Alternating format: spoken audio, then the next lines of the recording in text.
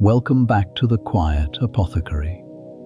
Take a slow breath, settle into where you are, and let the shoulders soften a little. There is no hurry tonight, and nothing here that asks anything of you at all. No task, no answer, no small piece of the outside day that needs carrying with you into this quiet hour. Tonight, in your imagination, you are going to keep watch over the sick. A long time ago, in a small stone infirmary at the heart of an English convent. The year, by the slow reckoning of the calendar, is somewhere around the 1200s, in the quiet green heart of England, in the reign of one of the old Plantagenet kings, when the abbeys and priories of the shires stand thick upon the land, and the bells of 100 houses of religion ring out, morning and night, over field and forest and slow winding river.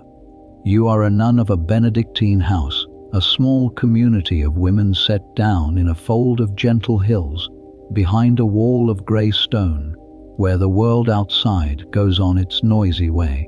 and you, within, keep to the old, slow, ordered round of prayer and work that the rule has kept for 600 years already, and will keep for 300 more.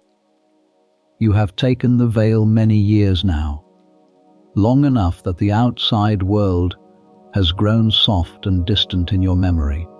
like a half-remembered dream, and long enough that this place, this cloister, and this church, and this quiet stone infirmary has become entirely your whole world. You hold, within this house, the office of Infirmarian. It falls to you, and has fallen to you now for some years, to keep the sick and the aged of the community, to nurse the fevered and the frail, to tend the dying, and to be, for your sisters in their sorest hours, the quiet hands of a mother. Tonight, very gently, in your imagination, you are going to live one single day of this calling, from the cold black hour before the bell for Matins, through the long turning round of the offices, Lauds and Prime and Terce and Sext and Nun and Vespers, and on to Compline and the low last candle of the night, when the ward is settled and the house, at last, is still. There is nothing hurried in this day, and nothing frightening in it, for it is only the old, slow, patient work of care, carried one small kindness at a time, the way it was carried by women like you in 1,000 quiet houses, for 1,000 quiet years. So let the shoulders soften a little more. Let the breath come slow. There is nothing in this whole long day that needs to be hurried, and nothing in it that needs to be answered, and nothing in it that asks anything of you at all, except that you let it carry you, gently, the way the slow turning wheel of the offices has always carried the women of your house, hour by hour, through the day and through the night and around again. The convent sleeps before Matins. You wake in the black of the night, some good while before the bell. You always wake before the bell now. It has been so many years of this same rising, this same small private waking in the dark, that the body no longer needs the iron tongue of the bell to rouse it. It knows the hour on its own, the way it knows the turning of the seasons, quietly, deeply, without being told, and it opens the eyes into the dark and lies still for one long unhurried moment before the day begins to ask anything of it at all. You lie on your back on the narrow bed, on the thin straw pallet that has grown, over the years, to fit the shape of you the way a well-worn shoe fits a foot, and you feel, first of all, the cold. The dormitory of your house, the daughter as the sisters call it, is a long low chamber under the eastern range of the cloister, a single great room where the whole community sleeps in a long row of narrow beds, each one separated from the next by nothing more than a low wooden partition and the private, careful modesty of women who have shared a roof for many years. There is no fire here. There is never a fire here, for warmth is not a thing the rule allows the sleeping body, only the thick woolen habit laid over the blanket for an extra covering, and the deep goose down of long practice at bearing the cold without complaint. You feel it now in the tip of your nose and in the small exposed patch of cheek above the blanket, a clean sharp cold that has come in the black hours from the fields and the frosted grass beyond the wall, and that tells you, before any bell has rung, that the year has turned well into its cold season, and that the wards you keep will want more fires and more blankets and more warmed bricks for cold feet than they wanted only a month or two ago. You listen for a while before you move. This is your own small private office, this listening, the first quiet duty of the Infirmarian before the day's louder duties begin. And you have never told anyone that you do it, though you suspect that some of the older sisters, lying wakeful in their own narrow beds nearby, do something very like it themselves. You listen for the sounds of the sleeping house, the long rows of sisters breathing, slow and even, in the dark on either side of you, 40 women and more, given over, for these few black hours, entirely to sleep, their small private griefs and small private labours set down, for a while, like a basket set down at the end of a long day's carrying. You hear, here and there, the soft turn of a body in its narrow bed, the small creak of old wood, the long slow sigh of an old woman's breathing, a little rough, a little caught, that you know, even in the dark, even without seeing the face it belongs to, for the breathing of Sister Editha, who is old now, and whose chest has never been strong, and who is one of yours, one of the small quiet flock that the office of Infirmarian has given into your particular keeping. Beyond the daughter, beyond the thick old walls, the night itself is very quiet. There is somewhere out past the wall the small far cry of an owl over the fields, and once further off still, the low bark of a fox, sounds that belong entirely to the wide dark world outside the cloister, a world you rarely think of now, and almost never see, except in the small grey square of sky above the cloister garth. There is nearer the small settling creak of the old timber roof, cooling in the deep cold of the small hours. There is the faint, almost imagined, murmur of the stream that runs along the foot of the precinct wall, carrying the last of the day's washing water away toward the river, a sound so constant that, like the lapping of water against a foundation stone in some far-off city on the sea, the ear has long since stopped truly hearing it,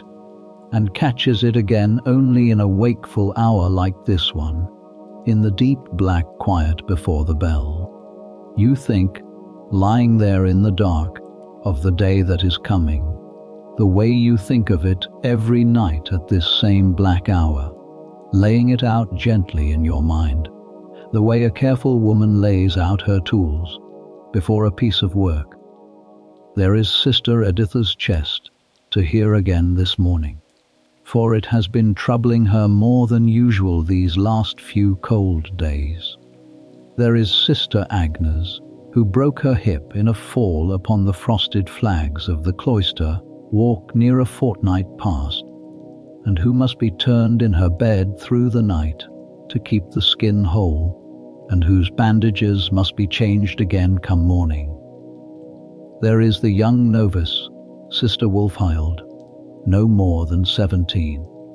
who came into the infirmary yesterday with a fever and a flushed face, and whom you must go to and feel the brow of before the night is very much older. There is the still house to see to, for there is a batch of beatony water that has been standing on the fire these 3 days, and that wants watching. There is the herb store to check, for the frost these last nights has been hard, and you have not yet been certain that the last of the summer's harvest is dry enough, all of it, to keep safely through what looks now to be a long, hard winter. The day arranges itself, slowly, in your mind. In its familiar order, the small needs of the sick, and the small tasks of the store laid out one after another like beads upon a string. And you feel, as you always feel at this hour, a small quiet steadying, a small quiet readiness before the bell has even sounded once. There is a particular quality to the darkness of this hour that you have come, across your years of keeping this same early watch, to know almost as a companion in itself, a darkness thick enough that the small furnishings of your own narrow space, the low chest, the small shelf, the peg where your outer mantle hangs, are only guessed at rather than truly seen. Familiar shapes felt for, and found by long habit rather than by any real sight. You have learned in this deep patient dark a particular kind of attentiveness that the daylight hours, for all their brighter business, rarely ask of you, an attentiveness of the ear and the skin, and the remembered map of a well-known room, and you have come to think, more than once, lying wakeful in it, that this same quality of attentiveness, learned first in the simple dark of a winter dormitory, has served you well, too, in the different and gentler dark of a sick room, kept low lit through the long hours of a fevered night, where the same careful listening, the same trust in a hand that knows its way without needing to see, has eased more than one troubled hour for a suffering sister. You do not rise yet. There is still a little while before the bell, and the rule itself, in its old wisdom, allows a woman to lie a moment longer in the warmth she has made for herself in the cold bed, gathering the body and the mind together before the long day's labor of care begins. So you lie a little longer in the deep quiet dark, listening to the slow breathing of your sleeping sisters all along the dorter, to the small creak of the old roof, to the far small cry of the owl over the frosted fields, and you let the breath come slow, and the shoulders soften, and the mind settle gently into the shape of the day that is coming, the way a hand settles without thinking into the shape of a well-worn glove. And then, somewhere above you, in the small dark tower at the corner of the church, the bell begins. The night stair in the chanted office. The bell for Matins is not loud, not in the way that the great bells of a cathedral might be loud, calling across half a county, but it is enough, in the deep quiet of the sleeping house, to fill the whole dark dorter at once. A single iron voice, rung by the sacrist's own hand on a rope that hangs down through a hole in the tower floor into the small chamber, where she sleeps nearest the stair. It rings out, slow and steady, a dozen strokes and more, and all along the dark dorter, on either side of you, you hear the small stirrings begin, the soft creak of narrow beds, the quiet shuffle of feet finding the cold floor, 40 women rising together in the pitch dark, without a single word spoken, for the great silence of the night still holds, and will hold until the office itself gives it leave to lift. You rise with the rest. The stone floor is very cold under your bare feet, colder even than the air of the dorter itself, and you feel it climb up through the soles of the feet, like a slow, patient, tide, as you reach for your habit, laid ready, as it is every night, folded upon the low chest at the foot of your bed. You dress in the dark, by long habit and by touch alone, the way you have dressed in the dark every single night for more years than you now trouble to count. The coarse dark wool of the habit over the linen shift, the girdle drawn and knotted, the wimple pinned close about the throat, and the veil settled over it,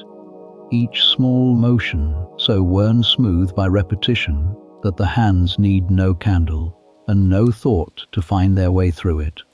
the way a blind woman's hands find their way, unerring,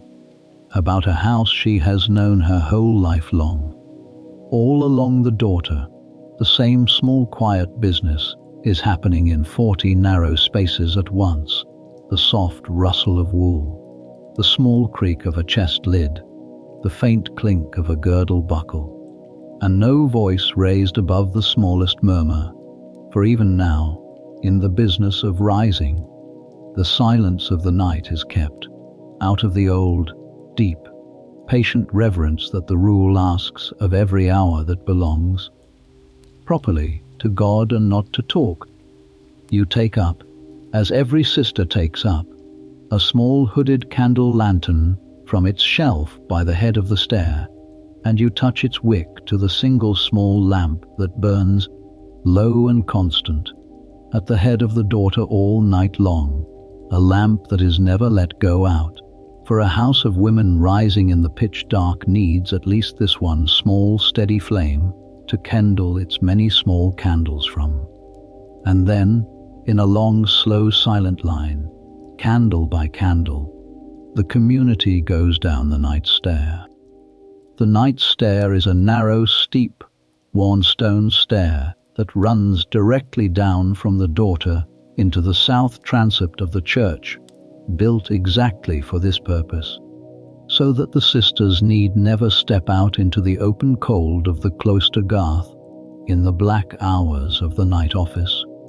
but may pass, warm within the thick old walls, straight from their beds into the choir. You know every worn step of it by heart,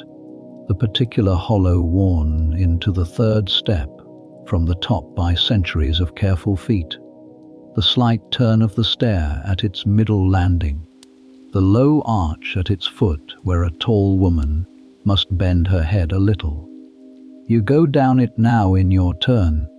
your small candle throwing its small trembling circle of light upon the pale worn stone, the flame guarded with a cupped hand against the draught that comes up, always, from the cold stair, and ahead of you and behind you.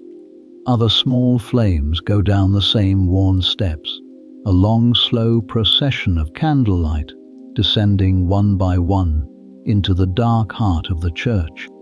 The church, when you come out into it at the foot of the stair, is a vast, cold, patient darkness, lit only by the small moving candles of the sisters filing into the choir stalls, and by the single steady lamp that burns, red and low, before the high altar, marking the presence that the whole house has been built, stone upon careful stone, to honor. Your breath shows, faintly, in the candlelight, a small pale cloud rising and dissolving, for the church holds the cold of the whole long winter within its thick walls and gives almost nothing of it back, whatever the season outside. You take your place, as you have taken your place for so many years, in your own stall in the choir,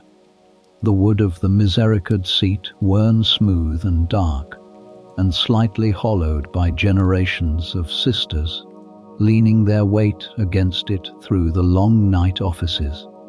And you set your small candle into its holder, and you wait, with the rest of the silent community, for the office to begin. It begins with a single voice, low and unhurried, intoning the opening versicle into the vast cold dark, and the whole choir answers softly, in the old one chant that every sister here, has known since her novice years, a chant so deeply learned that it no longer needs the thinking mind at all, but rises of its own accord, out of some older, deeper, more patient part of the self, the way the breath rises of its own accord, without being asked. The psalms of Matins unfold, verse answering verse across the dark choir,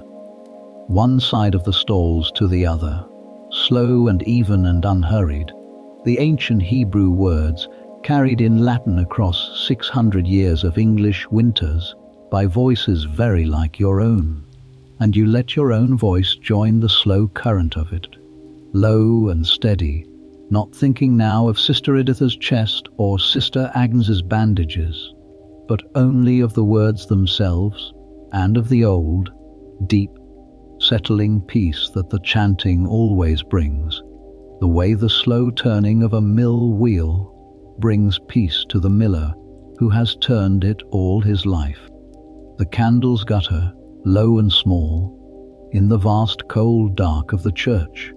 12 psalms and more unfolding slowly through the black heart of the night. The readings from the old books given out in the same low, unhurried voice, the responses rising and falling, like the slow tide of some invisible sea washing gently against the old stone walls. And somewhere in the midst of it, so gradually that no single moment marks the change, Matins gives way to lauds. The office of the dawn, though the dawn itself,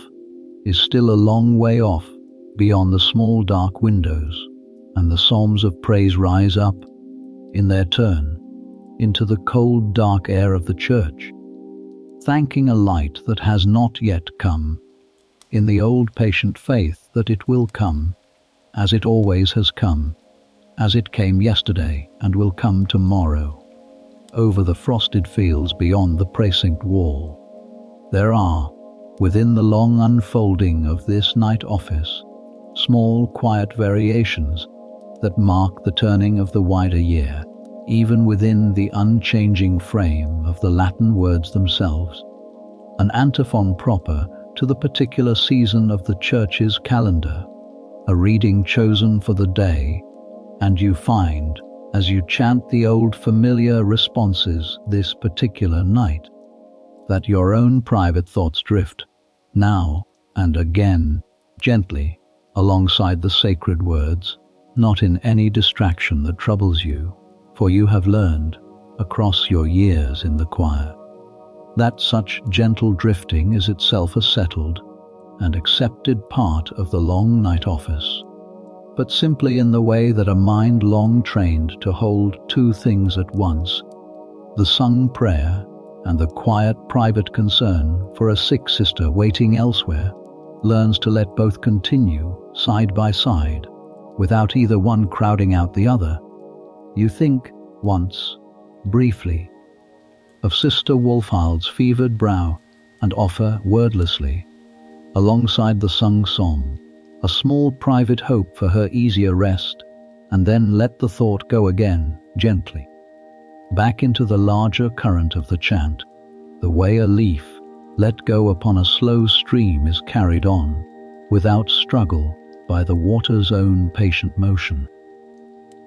By the time the office draws to its slow close, the black of the night has thinned, very slightly, at the edges, though you cannot yet see it from within the thick walls of the church, and the community rises from the choir stalls, one by one, and processes out, in the same slow unhurried silence in which it came in, back toward the daughter for what remains of the night's rest, before the second rising for prime. But you, tonight, do not go back up the night stair with the rest. Down to the infirmary by one candle, you slip away instead, quietly. At the edge of the departing procession, your small candle lantern held low, and you cross, alone now, the short cold stretch of the Cloister walk that leads from the south transept toward the infirmary range. This is the particular privilege, and the particular burden of your office, that while the rest of the community returns, gratefully, to the warmth of the daughter for the last black hour before prime, you must go instead to see how the night has passed with those in your care, for a fever left unwatched through a night office can climb high and dangerous in the space of an hour, and an old woman turned wrong in her sleep can take a sore that will trouble her for weeks, and the Infirmarian's rest, you learned long ago, in your first winter in this office, is a rest that must always be taken a little later and a little lighter than everyone else's. The cloister walk at this hour is bitterly cold, open on one side to the small dark square of the garth, where the frost lies pale and even on the winter grass and on the bare clipped shapes of the little box hedges, and where, tonight, a scatter of small hard stars shows, high up, in the black gap of sky above the roofs. You walk quickly along the covered walk, your breath a small pale cloud before you, your candle cupped close against the draught, past the chapter house, dark and silent, past the low door of the warming room, cold now and unlit, its single fire long since banked for the night, and on toward the infirmary range at the far corner of the pressing. A low stone building set a little apart from the main press of the cloister buildings, as the old wisdom of the builders always set it apart, so that the sick might have quiet and clean air, and a little distance from the noise and traffic of the working house. The infirmary itself is built much like a small church, for indeed it has, at its eastern end, a small chapel of its own, so that those too weak to walk to the great church for Mass need never be without the comfort of it, and so that the low chant of the sisters at the offices, carried faintly across the garth on a still night, might reach even those confined to their beds. You come first into this small chapel now, empty and dark, but for the same single low red lamp before its own small altar that burns, always unattended, a twin to the greater one in the church, and you pause there for a moment, as you always pause, and bend your knee, and say a small quiet word for the sick you are about to see, before you pass on through the low arch into the ward itself. The ward is a long, low, timber-roofed hall, warmer by far than the church or the daughter, for a small fire is kept here through the cold months, banked low, but never quite let out, in a hearth at the center of the long room, its faint red glow the first thing your eye finds in the dark as you come in. Along both walls run the narrow beds of the sick and the aged, a dozen and more of them tonight, each one curtained a little for privacy, where the sister's condition asks for it, each one a small dark shape under its woolen blanket, breathing in the deep quiet, the slow uneven breath of illness, or the slow even breath of an old body finally, gratefully asleep. A single small lamp burns, low on the table near the hearth, where the night watcher, a younger sister you have set to sit with the ward through the darkest hours, rises quietly from her stool as you come in, and gives you, in a whisper, the small quiet account of the night, who has slept, and who has not, and who has called out once in a fever dream, and settled again. You take the lamp from her, and you tell her softly that she may go now and take what rest remains before prime, and she thanks you and slips away, back along the cloister walk toward the daughter, and you are left alone in the low, warm, firelit dark of the ward, with your sick and your candle, and the long, quiet stretch of the night still ahead of you, before the bell for prime will call the house to rise again. The infirmary chapel itself, glimpsed now through its low arch as you move deeper into the ward, holds its own particular quiet at this hour, smaller and plainer than the great church you have just left. Its narrow window no more than a slit of deeper black in the dark stone wall, its little altar bare tonight, but for a single small cross and the low constant red flame of its own sanctuary lamp. You have always felt a particular tenderness for this small chapel, set here at the meeting point of body and spirit, close enough to the beds of the sick that the frailest among them might hear the Mass without ever leaving their pillows. And you pause briefly in passing to trim the small lamp's wick, a tiny practical task that asks almost nothing of you and yet feels, each time you perform it, like its own small act of care, no different in kind from the turning of a pillow or the smoothing of a troubled brow, only offered here to the quiet, unseen presence that the whole house has been built to honor, rather than to any single one of your sleeping sisters. You stand for a moment just inside the door,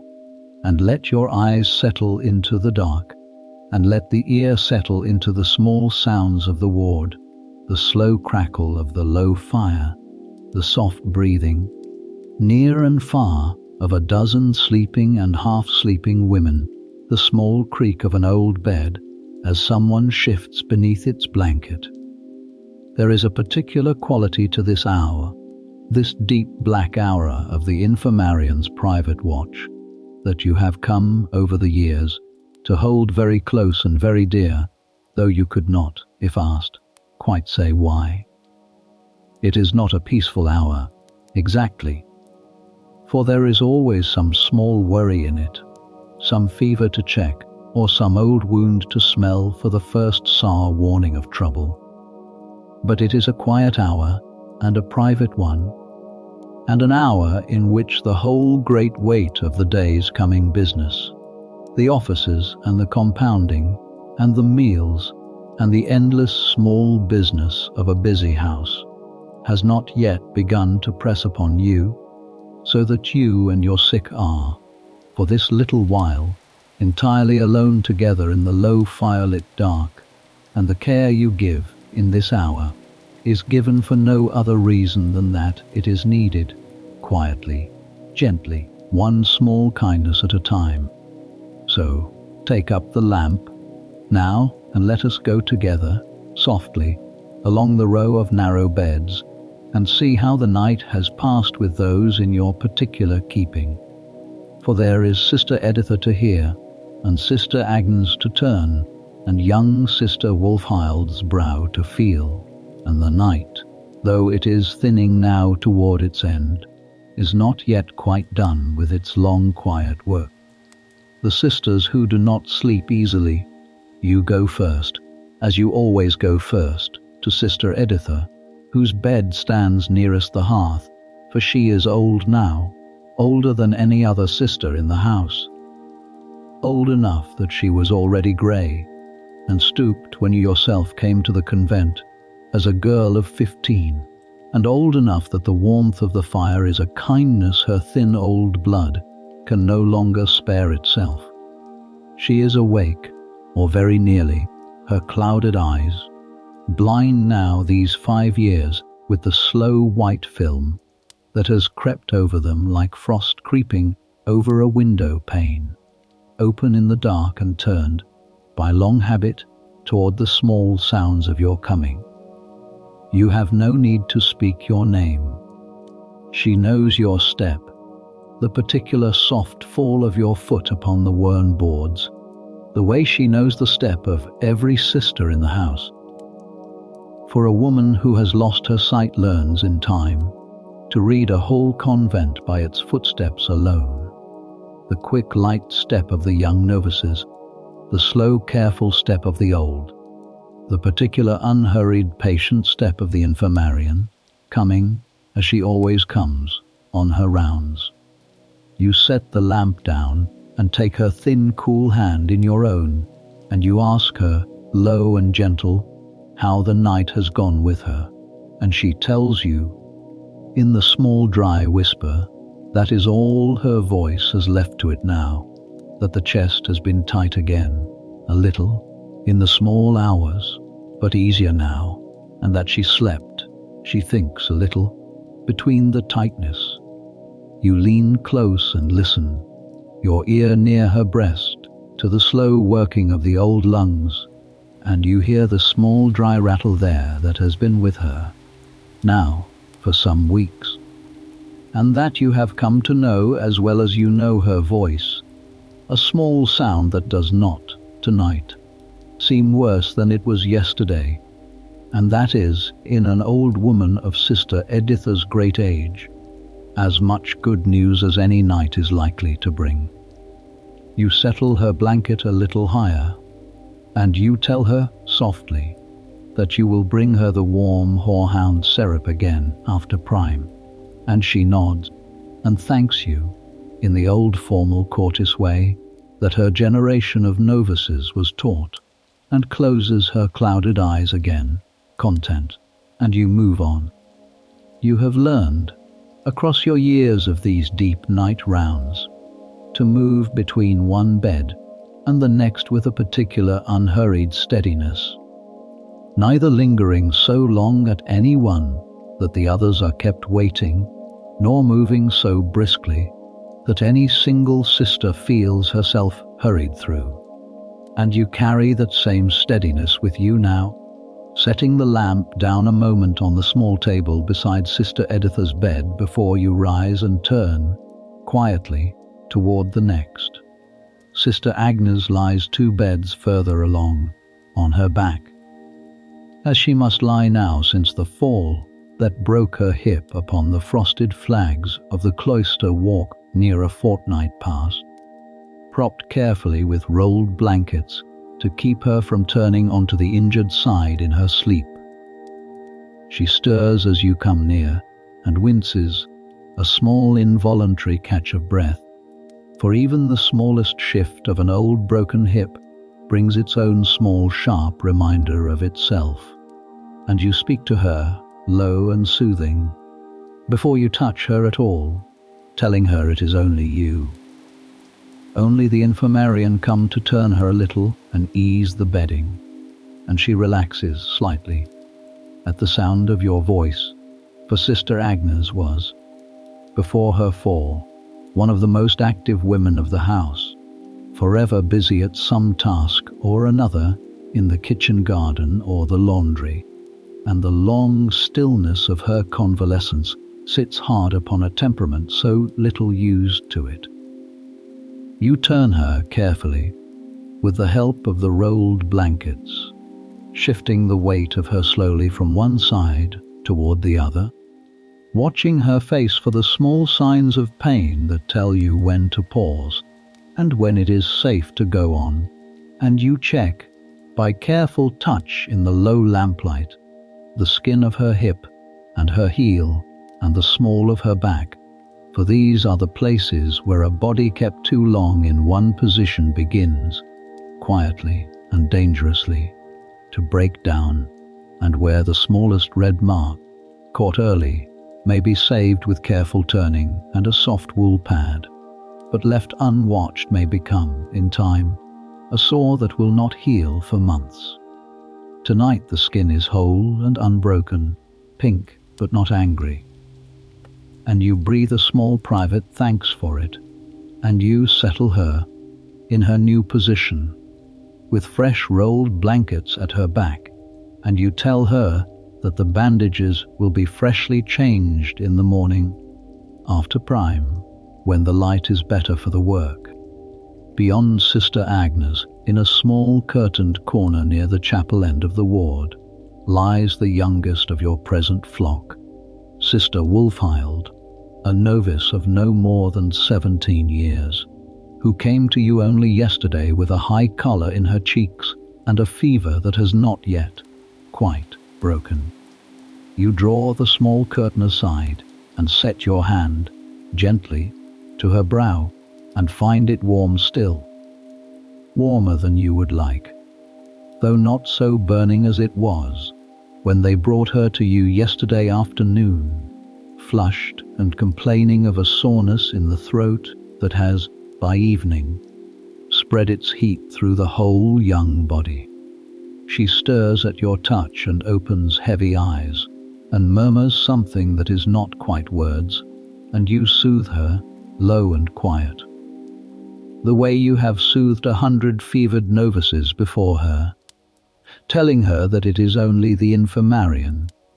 and that the fever is doing its own slow work, and that she need do nothing at all but rest and let it pass. You lift from the small table by her bed the cup of feverfew and elderflower tisane that you left steeping there before Matins, cooled now to a gentle warmth, and you help her, with an arm behind the thin shoulders, to sit enough to sip a little of it, slow mouthful by slow mouthful, the bitter herby warmth of it easing, a little, the dry heat of her throat. She is frightened. You can feel it in the small tightness of her grip on your sleeve, for a fever is a strange and lonely thing to a girl not yet a year professed, far from the mother and the home she left behind her when she took the veil, and you sit with her a moment longer than the medicine strictly requires, your hand resting on the damp young brow, murmuring the small old comforts that need no great learning to give, only patience and presence, and a voice kept low and steady in the dark. There is one more tonight, a fourth sister in your particular care, an older woman named Marjorie, whose legs have swollen these past months with a slow dropsy that no remedy you know has yet been able fully to master, and who sleeps, when she sleeps at all, propped high on pillows,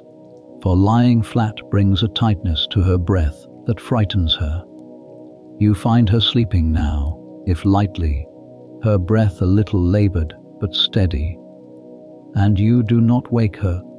only stand a moment in the low lamplight and watch the slow rise and fall of the pillowed chest, and lay one gentle hand, briefly, upon the swollen ankle where it lies outside the blanket, feeling for the particular cool tautness of the skin that tells you the swelling has not, in the night, grown worse. It has not. You draw the blanket a little more snugly over the ankle, against the cold that creeps in, even here, near the fire, in the deepest hours of a winter night, and you move quietly away, back toward the hearth, your rounds, for this hour, complete. You pause a moment longer before you leave the row of beds, beside a fifth and much smaller shape, a narrow cot set apart, near the chapel arch, where a young lay sister lies sleeping soundly, brought to you only 2 evenings past, with nothing more serious than a badly wrenched ankle taken in a fall upon the icy steps of the kitchen yard, and needing now, for the most part, only rest and the raised, cushioned comfort that her own crowded quarters in the servants' range could not so easily provide. You do not wake her, for her breathing is deep and even and untroubled, the breathing of a young, strong body already well on its way to mending, and you feel, looking down at her sleeping face in the small lamplight, a particular plain gladness at this one easy case among the night's 4 harder ones, a reminder, gentle and welcome, that not every bed in your ward holds a struggle, and that a great deal of the Infirmarian's quiet work is simply this, the safe and comfortable keeping of a mending body until it is ready, in its own good time, to return to its ordinary place. You stand a moment by the low fire before the bell for prime, and warm your hands, and let the ward settle back into its slow breathing quiet around you. Sister Editha's small dry rattle, Sister Agnes's careful stillness, young Wulfild's restless half-sleep, Sister Marjorie's laboured, pillowed breath, 4 small private struggles held for this one night, within the one low warm room, under the one careful watch. And you feel, as you always feel at this hour, the particular weight and the particular grace of your calling, the knowledge that no great cure lies in your hands, no learned physician's art, beyond what the old herbals and the old women's wisdom have taught you across your years in this office, but only this, only the patient watching, and the gentle turning,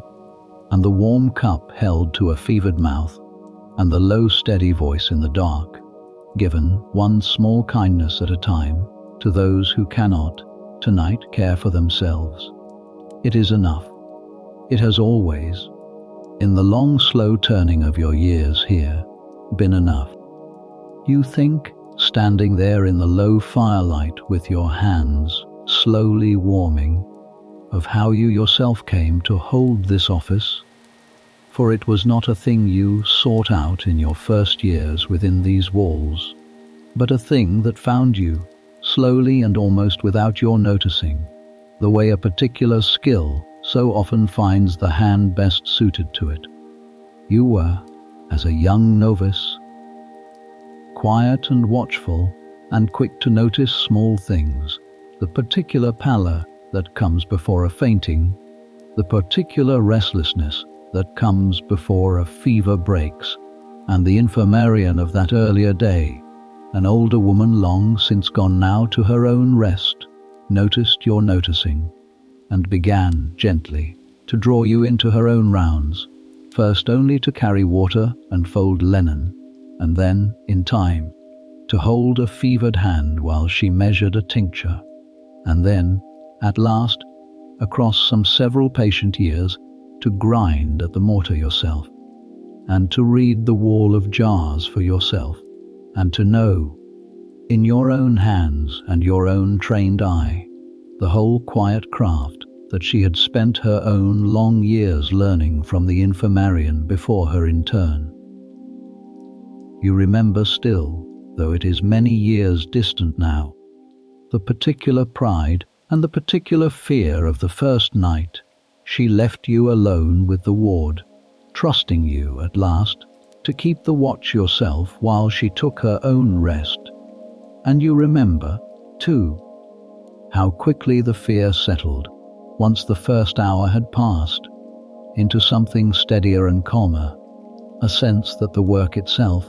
once truly begun, carries within it its own quiet confidence, the way a swimmer finds, once the first plunge is made, that the water holds her far more gently than she had feared from the bank. There is a passage in the rule itself, learned so long ago now that you could recite it in your sleep, and have, upon occasion, very nearly done so, that speaks directly to the charge you carry, that before all things and above all things, care must be taken of the sick, that they may be served in very deed, as if they were Christ himself, for it is in truth Christ that is served in them. You have carried that old plain sentence with you, through every one of your years in this office, through easy nights and through hard ones, through recoveries that filled your heart with a quiet joy, and through losses that settled more heavily upon it, and you have found, across all those years, that the sentence never once failed to hold true, whatever the particular shape of the night's small trouble happened to be. It asks nothing grand of you, that old sentence, no miracle, no great learned art beyond what your own 2 hands and your own patient attention can supply, only that the care be given faithfully, and given first, before every other lesser claim upon your time, and you have tried, across all your years here, to keep faith with it, one small quiet kindness at a time. And it is not yet dawn, but somewhere above the cloister, in the small dark tower. The bell begins again, calling the house to rise once more for prime and for the true beginning of the working day. Prime and the washing of the sick. The office of prime is a shorter office than matins, a handful of psalms and a hymn to the coming day, said in the church while the sky beyond the small high windows is only just beginning, at last, to pale from black to the deep grey blue of true winter dawn. There is a particular gladness that this hour carries, small and quiet but real, the gladness of a night safely passed, a fever not worsened, a broken hip not further, troubled by any careless turning in the dark. And you have come, across your years in this office, to treasure the office of prime for exactly this reason, a brief formal thanksgiving, said in common with the whole gathered community, for a night that has, once again, been safely carried through to its morning. You do not go to the church for it tonight, or rather this morning, for the infirmary keeps its own small observance of the hour, said quietly in the little chapel at the ward's end, by whichever of the sick are well enough to murmur the responses, and by you, standing near the door where you may hear both the chapel and the ward at once, your ear listening, even as your lips shape the old words, for any small stirring among your sleeping charges. When the short office is done, the true business of the Infirmarian's morning begins, and it begins, as it begins every single day of the year, with water. You send the young sister who has come to relieve last night's watcher down to the kitchen range, where a great cauldron is kept warming through the night for exactly this purpose, and she returns with 2 wooden pails of water, warmed just enough to take the worst of the winter's chill from it, and a basket of clean linen cloths, boiled the day before and dried before the kitchen fire, soft and white and smelling faintly of the lavender that is laid among the folded linen in the press to keep it sweet. You begin, as you always begin, with Sister Agnes, for a body kept long in one bed, unable to rise and wash itself as a well woman rises and washes, needs the gentlest and the most careful hand of all, and the morning light, thin and grey as it still is better for this work than the small uncertain glow of a lamp. You draw back her blanket gently, and with the young sister's help you turn her, slowly, first to one side, and then to the other, sponging the tired old skin with the warm water, working quickly and surely, so that she is not left too long uncovered in the cold morning air, drying each small stretch of skin as you go, and dressing her, at the last, in a fresh clean shift, the old one set aside for the laundress. You unwind, too, the linen bandage from her hip, where the break lies bound and splinted, and you look in the growing light at the skin beneath it, and you are glad this morning to find it clean and healing, no angry redness at its edges, no sour smell rising from the wound that would tell you of trouble beginning underneath, only the slow, patient, ordinary work of a body mending itself, given time and rest and careful watching. You bind it again, fresh linen wound firmly, but not too tight, and you settle her back against her pillows, and she thanks you, and even manages this morning a small dry joke about being handled like a sack of the miller's flour, turned and weighed and bound up again, and you smile, for it is good, always, to hear a sick woman's own small humor returning to her, a surer sign of mending, in its way, than any wound you might examine. You move on in your turn to Sister Editha, whose great age and whose blindness ask a different kind of care than Agnes's broken hip, a slower, more patient, more conversational tending, for the old woman likes to talk a little as she is washed, telling you, in her small, dry, whispering voice, small memories of the house, as it was in her own novice years, of a prioress long dead, and an infirmarian before you whom she remembers with great fondness. And you let her talk, for it costs you only a little more time, and it gives her, in these long dependent days of her age, something that matters almost as much as the warm water itself,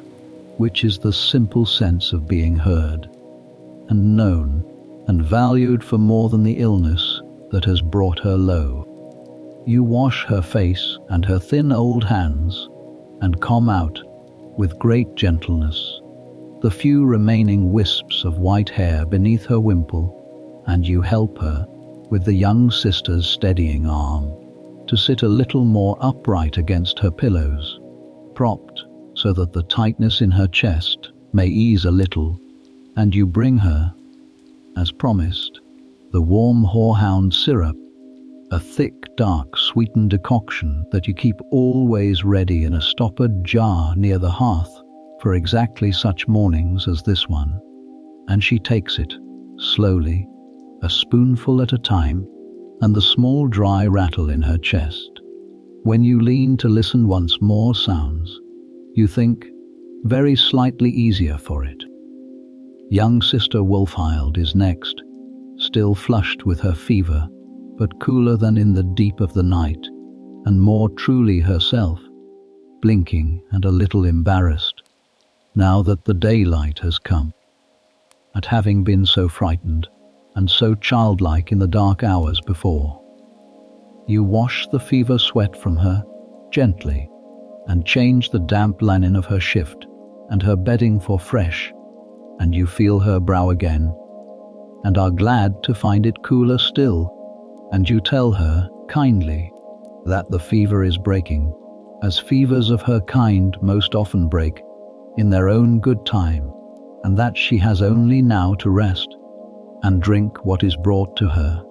and let the body finish the work it has already so well begun. She thanks you, in the small formal way of the novice still uncertain of her place, and asks, shyly, if she may be permitted to sit up a little to hear the office better, and you tell her that she may, propped on her pillows,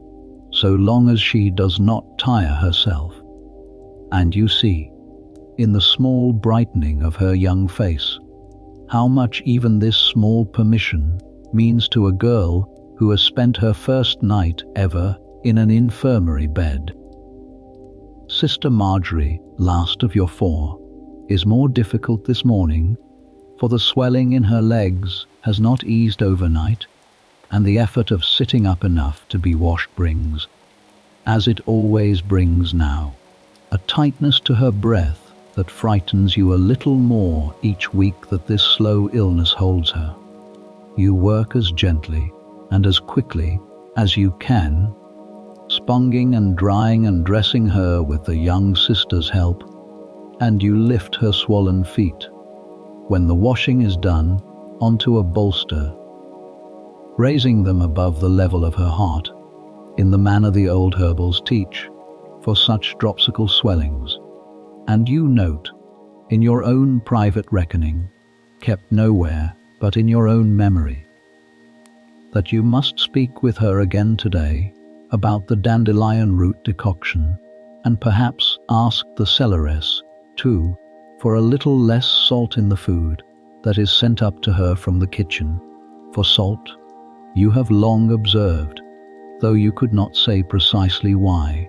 seems always to worsen such swellings, however small a comfort a little salted bacon might otherwise be to a woman confined so long to her bed. There is, in this whole quiet morning ritual of the washing, a particular dignity that you have come, across your years in the office, to guard very carefully, for a body laid low by age or illness loses,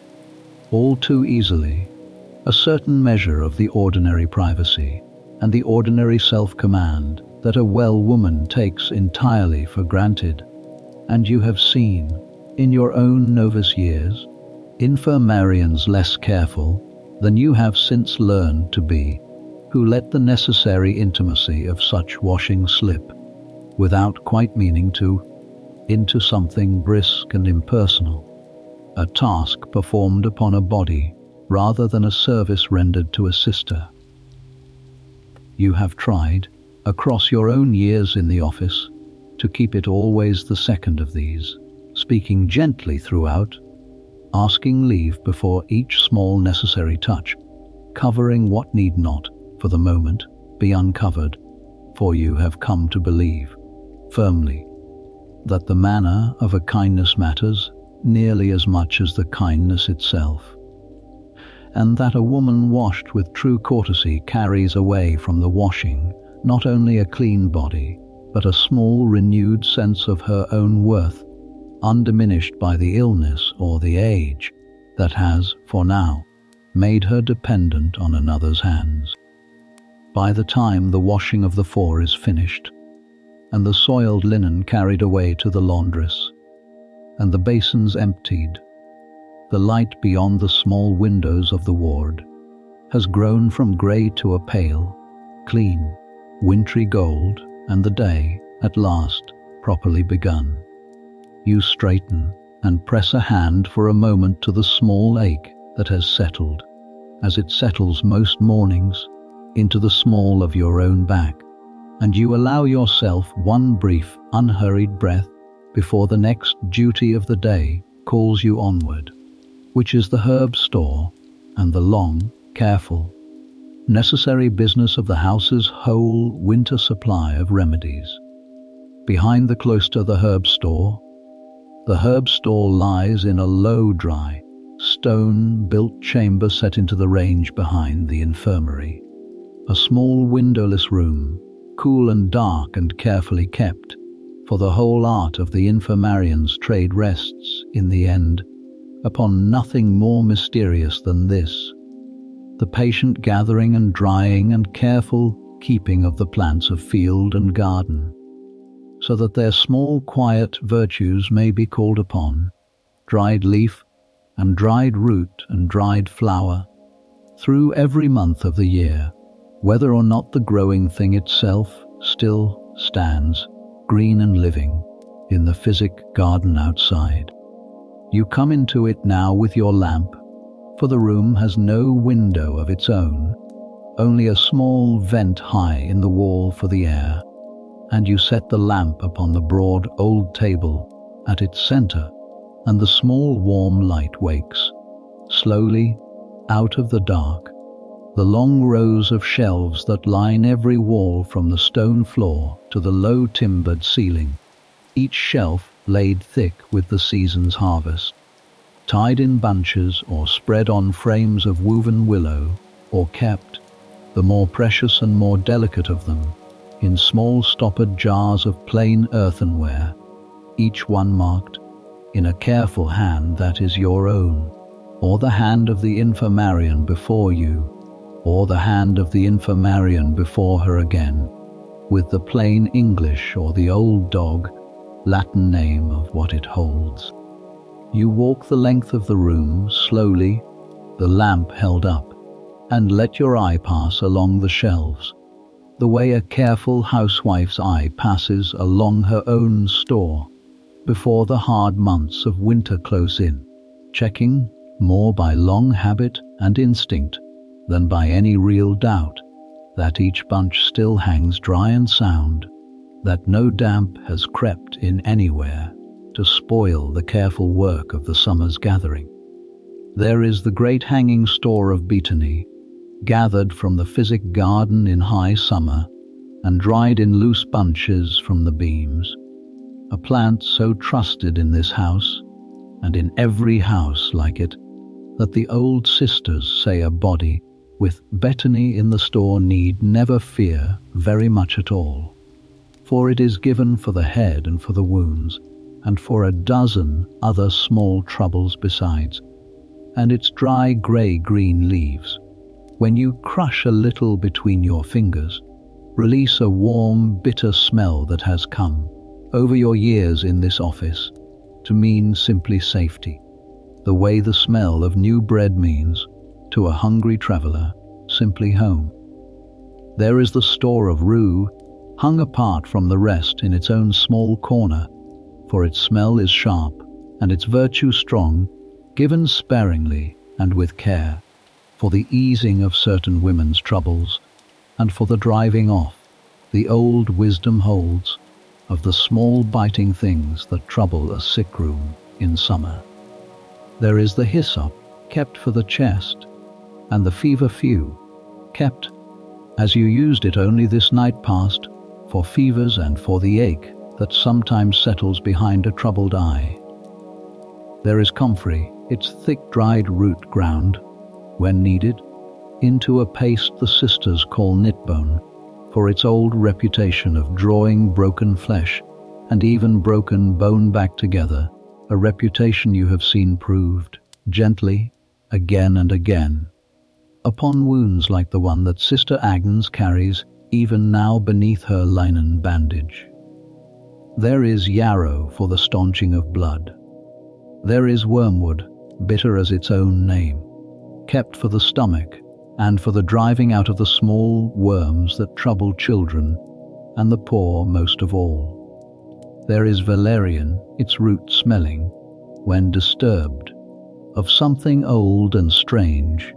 and faintly unpleasant, kept high on its own shelf for the bringing on of sleep in those whose nights are too restless to bear. You reach up, now, and take down one of the tall jars for a closer look, the dried betony within it grey-green and fragrant, and you turn it slowly in the lamplight, reading, half from habit and half from a quiet ongoing pleasure in the reading itself, the small careful Latin label pasted to its curved side before setting it back, gently, into its own worn place upon the shelf, exactly where your hand, and every hand before it, has always known to find it again. There is a whole long shelf of the gentler flowers, chamomile and elder, and the small dried petals of the rose, kept for the softest and safest of the infirmary's remedies, the teas given to the very old and the very young, and the very frail, when a stronger medicine would do more harm than the illness itself. There is sage, kept for the throat, and mint, kept for the stomach and for the sweetening of the sicker room's air. There is elecampane, its thick roots sliced and dried for the chest, its old name in the country round the abbey meaning, roughly, the horse-healer's root, for it was long used, before ever it came into the infirmary's keeping, for the coughs and the wind of the plough horses in the abbey's own stables. There is horehound, from which the syrup you gave Sister Editha, only this morning is made, boiled long and slow with honey, until it thickens to the dark bittersweet syrup that eases, better than almost anything else in your whole store, an old woman's tight and rattling chest. There is agrimony and plantain and lovage and fennel, each with its own small particular virtue, each hung or jarred or wrapped in its own particular place upon the long dark shelves, a whole quiet library. You have sometimes thought of the plant world's small patient kindnesses toward the suffering human body, written not in ink, but in dried leaf and dried root and dried flower, and read not with the eye, but with the nose and the hand, and the long, slow memory of the years. And there, at the far end of the room, kept behind a small locked door of its own within the larger room, is the store of the stronger things, the poppy, dried and kept with the greatest care of all, for the easing of the worst pains, and the bringing of sleep to those in the greatest distress. given never lightly, and never without long thought. For its virtue is a virtue that must be measured with the same careful scale that a goldsmith measures gold. Too little bringing no relief at all, too much bringing a sleep from which a frail body might never quite wake. You keep the key to this small door on a cord at your own girdle, and you unlock it now, briefly, only to satisfy yourself, by touch and by smell, that the poppy heads within are still dry and sound, and then you lock it again and let the cord fall back against your side, its small weight a constant, familiar reminder of the gravity of the trust your office carries. You move along the shelves a while longer, checking here a bunch that hangs a little damp, still from the last of the autumn gathering, setting it aside to be spread again nearer the kitchen fire for another day or two of drying. Checking there a jar whose stopper has worked a little loose, pressing it firm again against the damp that would otherwise, in time, spoil what it holds. This careful checking is slow work, unhurried work, work that asks nothing more of you than patience, and a steady lamp, and an eye, and a nose long trained to know, almost without thinking, when a thing is well kept, and when it is not, and you find, as you always find in this quiet windowless room, a particular deep contentment in it, a sense of the whole wide green summer, gathered and dried, and kept safe against the long cold months, waiting here, patiently in the dark to be called upon, leaf by leaf and root by root, as the winter's small sicknesses and small sufferings ask for it. On a small sloped shelf near the door, chained lightly to its bracket against loss, for it is precious enough to warrant the small indignity of a chain, rests the Infirmary's own book of remedies, a modest volume bound in plain calf, its pages filled across many decades, and by many careful hands with the receipts and the small hard-won observations of every Infirmarian who has kept this office before you. You open it now, briefly, by the lamp's small light, as you often open it in this quiet hour, not because you truly need reminding of remedies your own hands have long since made second nature, but for the simple quiet pleasure of the old familiar handwriting, some entries in a fine, careful, deliberate hand, others cramped and hurried, written, you have always supposed, in the midst of some pressing night's emergency, by an Infirmarian with no leisure to spare for elegant lettering. There are small marginal notes here and there, a dose corrected, a plant substituted for another when the first could not be had, a brief word of caution beside a particularly strong preparation, each one a small quiet voice reaching forward across the years to steady the hand of whoever should come after. You have added your own small entries to it, across your years in the office, a note on the gentler unsalted diet you have lately begun trying for dropsical swelling, a caution beside the poppy's dosing that your own hard-won experience has taught you to observe even more carefully than the book's older instruction advised, and you feel, each time you add your own small careful line to its pages, the quiet weight of joining a long conversation that began long before you took up this office and will continue, faithfully, long after you have set it down. But the wall of dried stores is only the beginning of your morning's rounds among the house's remedies, for there is another room still, beyond the herb store, where a different and stranger kind of work goes on, the slow patient work of the still house, and it is there that your steps turn next, for there is a fire that has been left burning through the night that wants your careful watching before it is very much older. The still house and its slow waters. The still house stands a little apart again, a small stone outbuilding set against the infirmary's northern wall, chosen for its place, long ago, by some careful infirmarian before your time, for the sake of its own small chimney and its own good draught. For the work that is done within it makes a good deal of smoke and a good deal of heat, and is not work that wants doing too close to the sleeping sick. You come into it now and find it warm, blessedly warm after the cold stone chill of the herb store, the small fire on its low hearth banked but glowing, and above it, set upon its iron trivet, the copper still that has stood there, tended through the long night, by whichever sister was given the watching of it, drawing its slow, patient work toward its close. The still itself is a simple thing,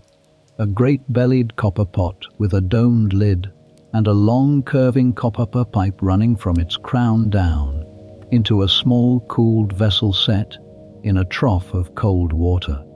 And within the great pot, these last 3 days, has stood a slow, simmering brew of beetony leaves in water, gently heated, never allowed to boil hard, so that the steam that rises from it, carrying within its warm vapor the fine, subtle, healing essence of the plant, may pass along the curving pipe and, cooled suddenly by the cold water trough, condense, drop by patient drop, into the small vessel below, a clear, faintly fragrant water, beetony water, that carries within its small clear body all the virtue of the whole plant, refined and concentrated by fire and by patience into something purer and more potent than the plain green leaf could ever give by itself. You check the fire first,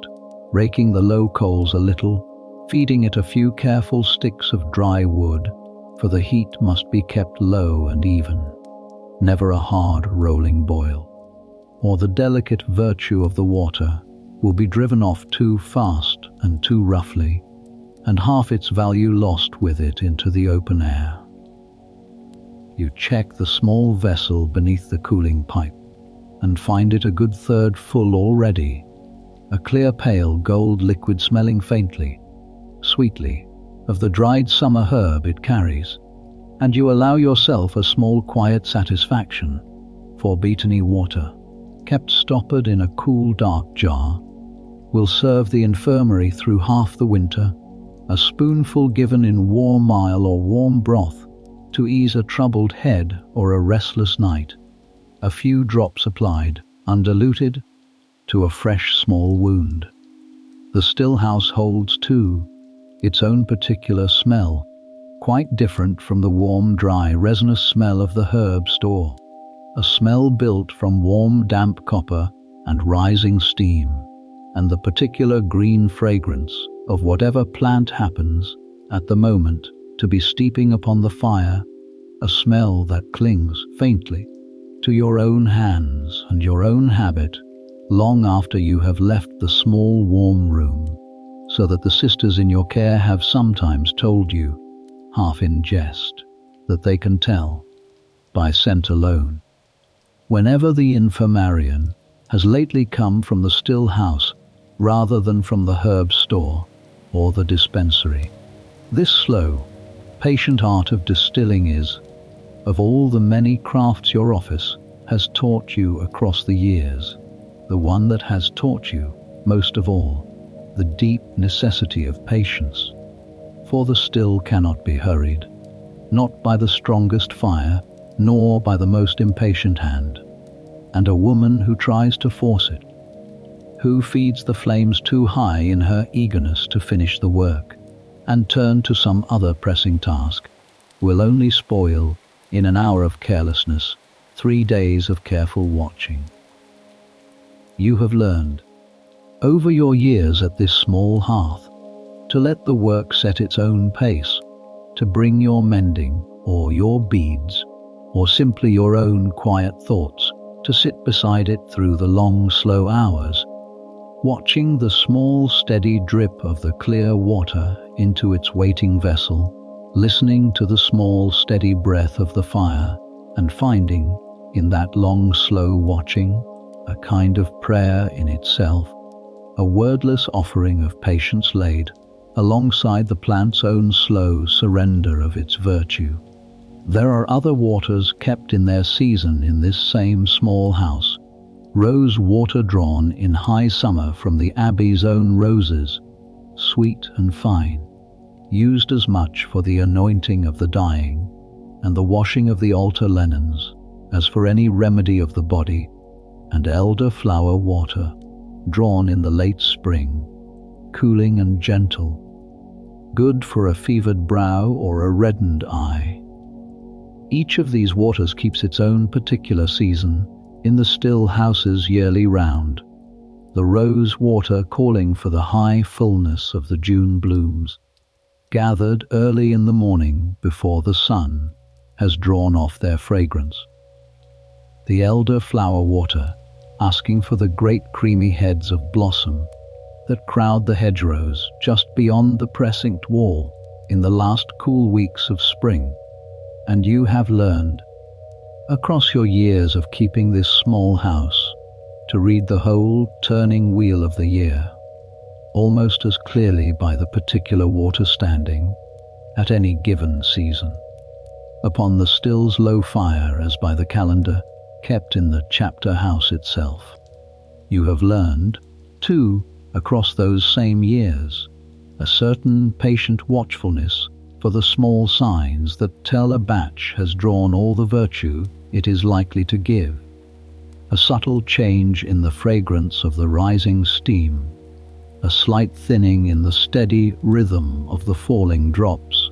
signs that no written instruction has ever fully captured in words, and that must simply be learned, slowly, by long standing beside the same small fire, watching the same slow work, until the hands and the nose and the ear together know, almost without conscious thought, the moment when a distillation is finished, and the fire may, at last, be let to rest. There is kept locked in its own cupboard, as carefully as the poppy in the herb store, a small quantity of aqua vita, the strong clear spirit drawn by a slower and more careful process still from fermented grain, and used only very sparingly, a few drops at a time, mixed into a dying woman's last cordial, or rubbed upon a body chilled near to death with cold, for its heat, the old teaching holds, can call a failing warmth back into flesh that no ordinary broth or blanket can any longer reach. Beyond the great copper still, along the walls of the small warm room, hang other tools of this quiet craft, a rack of small glass and earthenware vessels for the storing of the finished waters, a set of fine linen strainers for the clarifying of syrups, a shallow dish and a fine sieve for the making of the medicinal oils, the good olive oil brought at great cost from a merchant in the nearest market town, steeped for 40 days with St. John's wort or with rosemary, set to draw its slow virtue in whatever warm corner the season allows, until it is ready to be strained and bottled and kept for the dressing of wounds and the easing of aching joints. You spend a good while yet at the still, tending the small fire, watching the small steady drip, turning your beads a little between your fingers as you wait, and thinking, as the quiet work always lets you think, of the long unbroken line of Infirmarians before you who have stood at this same small hearth, tending this same or some earlier copper vessel, drawing this same slow water from this same trusted plant, across more years than the house's own written records now clearly remember. There is a comfort in it, a deep and settling comfort, the sense of standing in a long, slow, patient line of women's hands, each one taught by the one before her, each one passing on, in her turn, the same small, careful knowledge, to whichever young sister will one day stand in your place at this same hearth, when your own hands have grown too old and too slow for the work. You think, waiting there beside the small steady fire, of the particular pleasure this quiet room has always given you, quite apart from the usefulness of what it produces, a pleasure not unlike, you have sometimes thought,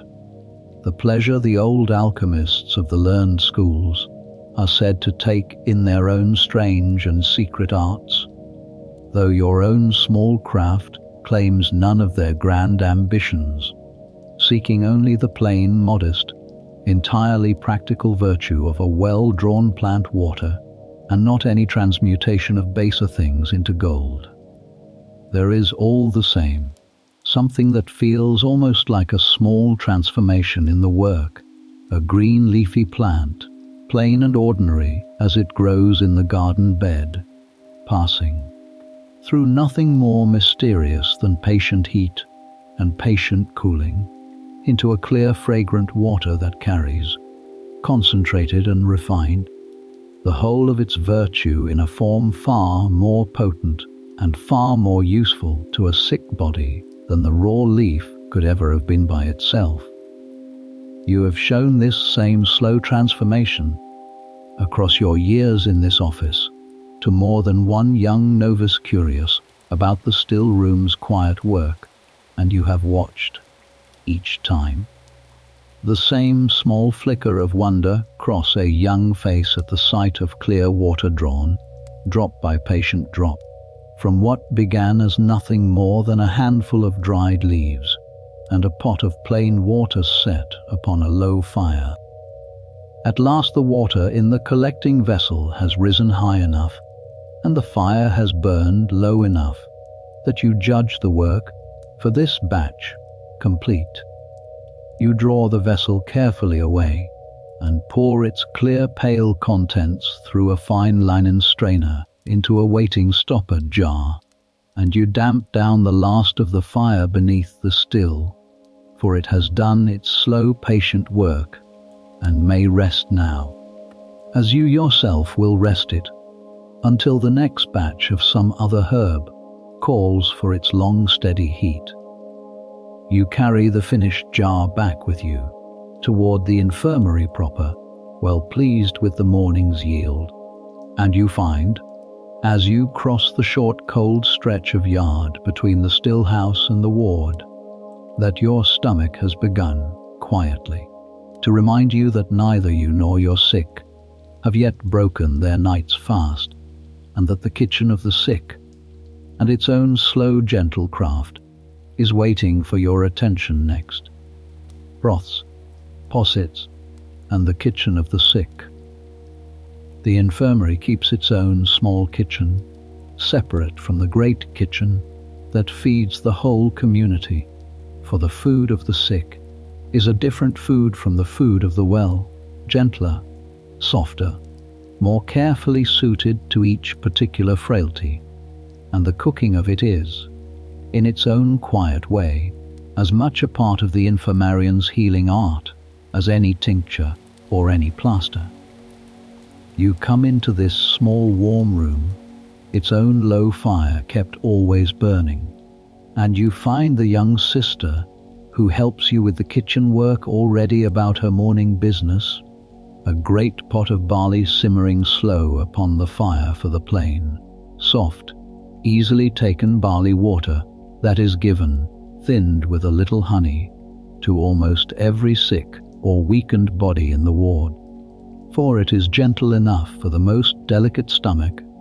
and nourishing enough to sustain a body through a long illness when little else can be borne. You set to work beside her, for there is much to prepare before the sisters wake fully to their morning meal, and you begin, as you begin most mornings, with the broths. There is a good store of chicken, kept for exactly this purpose in the small yard behind the kitchens, For while the community as a whole eats meat only rarely, and fish and pottage far more often, the sick and the very old and the newly bled are given a gentler rule, and a thin clear broth of chicken, long simmered with a handful of the gentler pot herbs, sage and parsley and a little onion, is judged, by the old wisdom of the house, to be as much a medicine as any herb from the still room, restoring strength to a body too weak still to manage heavier food. You skim the broth carefully as it simmers, drawing off the fat that rises to its surface, for a rich broth, however well meant, can sit heavy and troublesome on a stomach already weakened by fever, and you season it only lightly with a little salt and a sprig of thyme, and you set aside, in a small warmed jug, a portion of the clearest and gentlest of it for Sister Wolfild, whose fevered stomach will bear little else this morning, and a heartier portion, with a little of the shredded meat itself worked into it, for Sister Agnes, whose broken hip is mending well enough now that her appetite, thank goodness, has begun to return in earnest, for Sister Editha, whose old teeth and old gums can manage almost nothing that is not soft. You prepare instead a posset, that thick, warm, comforting drink of hot milk curdled gently, with a little ile and sweetened with honey, spiced, this cold morning, with a small careful pinch of the precious dry ginger kept in the herb store for just such occasions, the whole poured warm into a deep cup and given to be sipped slowly, a drink that is, in this house, given as readily to the aged and the ailing as it is given, in the finer households of the shire, to a woman newly delivered of a child, for its gentle warmth and its easy nourishment are held in the same high regard by both the poorest cottage and the grandest hall. For Sister Marjorie, whose swollen legs and troubled breath demand the greatest care of all in what is given her, you prepare a caudle instead, a thin warm gruel of oatmeal and milk, sweetened only lightly, and taken without the salt that the plain broths carry, for you have not forgotten your resolve of this morning, to watch closely whether a gentler, less salted food might ease, even a little, the stubborn swelling that no herb alone has yet fully mastered. You send a quiet word to the cellaress too, by the young sister who carries the trays, asking that no salted bacon or salted fish be sent up to Sister Marjorie's tray from the great kitchen until you yourself give leave for it again. For the Infirmarian's word on such matters, though given always gently and always with due deference to the cellaress's own busy province, carries a particular authority within these walls that even the most careful of cellaresses is glad, in the end, to honour. While the broths and the possets and the caudle are prepared, you set the young sister also to the making of a simple gruel for the general morning meal of the ward, oatmeal boiled soft in milk, sweetened with a little honey, plain and warm and easily taken by almost any convalescent stomach, and you yourself take a small quiet moment, standing by the warm kitchen fire, to break your own night's fast with a heel of yesterday's bread and a cup of the same barley water that simmers still, for your sick, for the Infirmarian's own body, you have learned across the years, must be tended almost as carefully as the bodies in her charge, for a tired and hungry nurse serves her sick poorly, however willing her spirit. There is, in this small quiet business of the sick-room kitchen, a particular tenderness that you have come, over your years in this office, to hold in a place very close to your heart, closer in its way, than even the grander crafts of the still house or the mortar, for there is something in the plain act of preparing a warm, soft, easily taken food for a suffering body that reaches past all learning and all art straight to the oldest and simplest comfort a woman may offer another. The comfort a mother offers a sick child, the comfort that needs no Latin and no herbal, and no long years of training to understand, only a warm hand and a warm pot, and a warm and patient heart. You carry the trays yourself this morning, one by one, to each of your 4 sick sisters, and you sit with each of them a moment as they take their food, watching quietly that the broth or the posset or the caudle goes down easily, and stays down well, and finding, in the small satisfied size and the small returning colour that follows a good warm meal well taken, as much reward as any this quiet calling has ever given you. There is a particular skill, too, that this quiet feeding work has taught you across your years, a skill in the slow, patient art of helping a very frail or a very weak body take its nourishment without haste and without struggle, a skill that no herbal has ever set down in words, but that your own hands have learned slowly, through long practice, the small careful tilt of a cup, so that the liquid meets the lips gently, and not too fast, the small pause held between each spoonful, so that a tired throat has time enough to swallow before the next is offered, the low, steady murmur of encouragement, wordless almost, that seems, somehow, to ease a reluctant swallow far more surely than any spoken instruction could.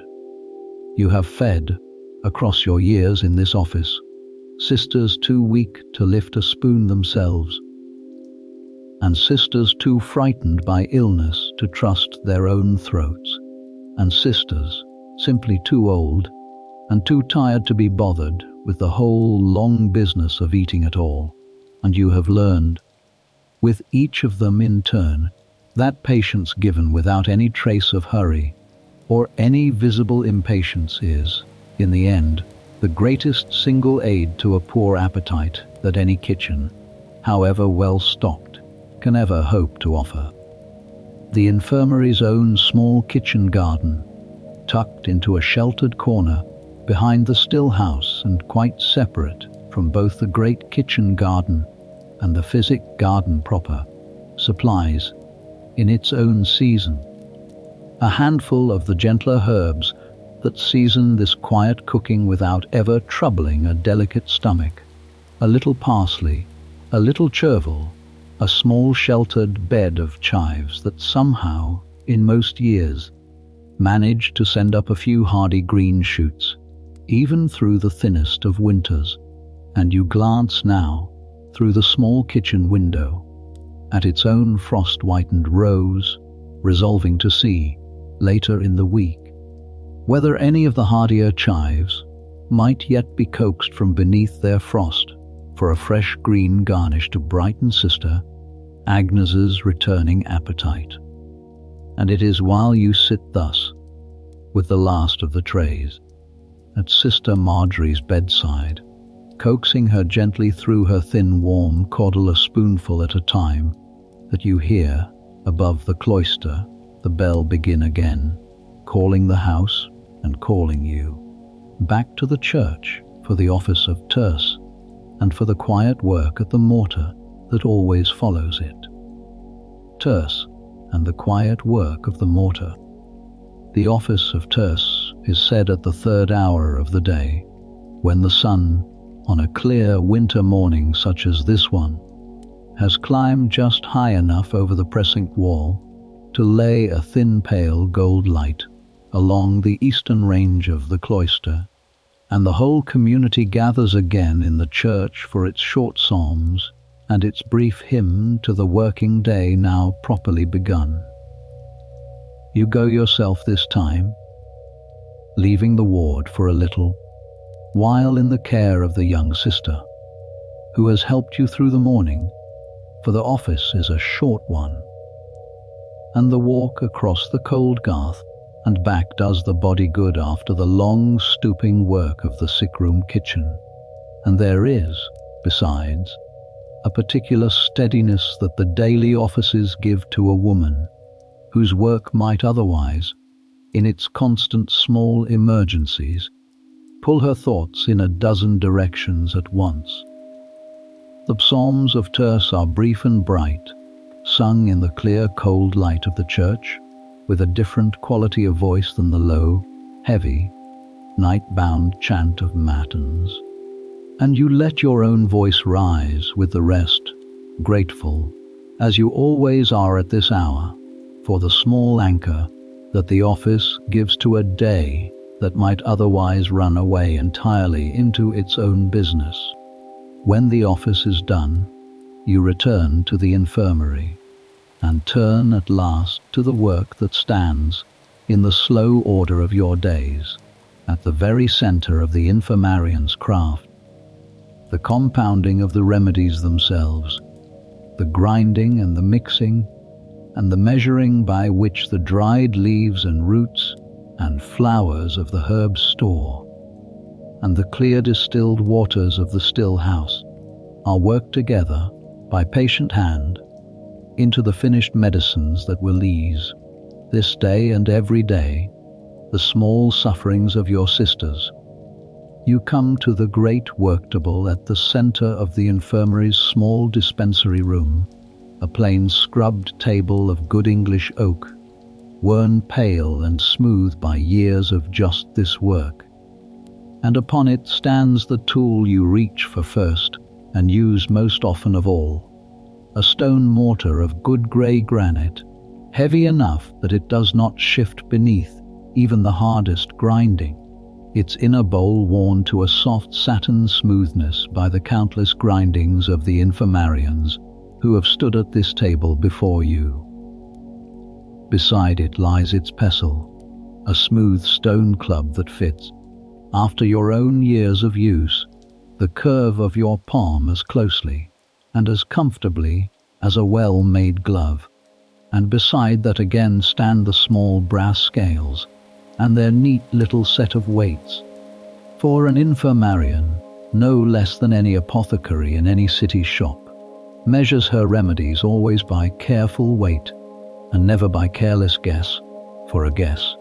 in this quiet trade,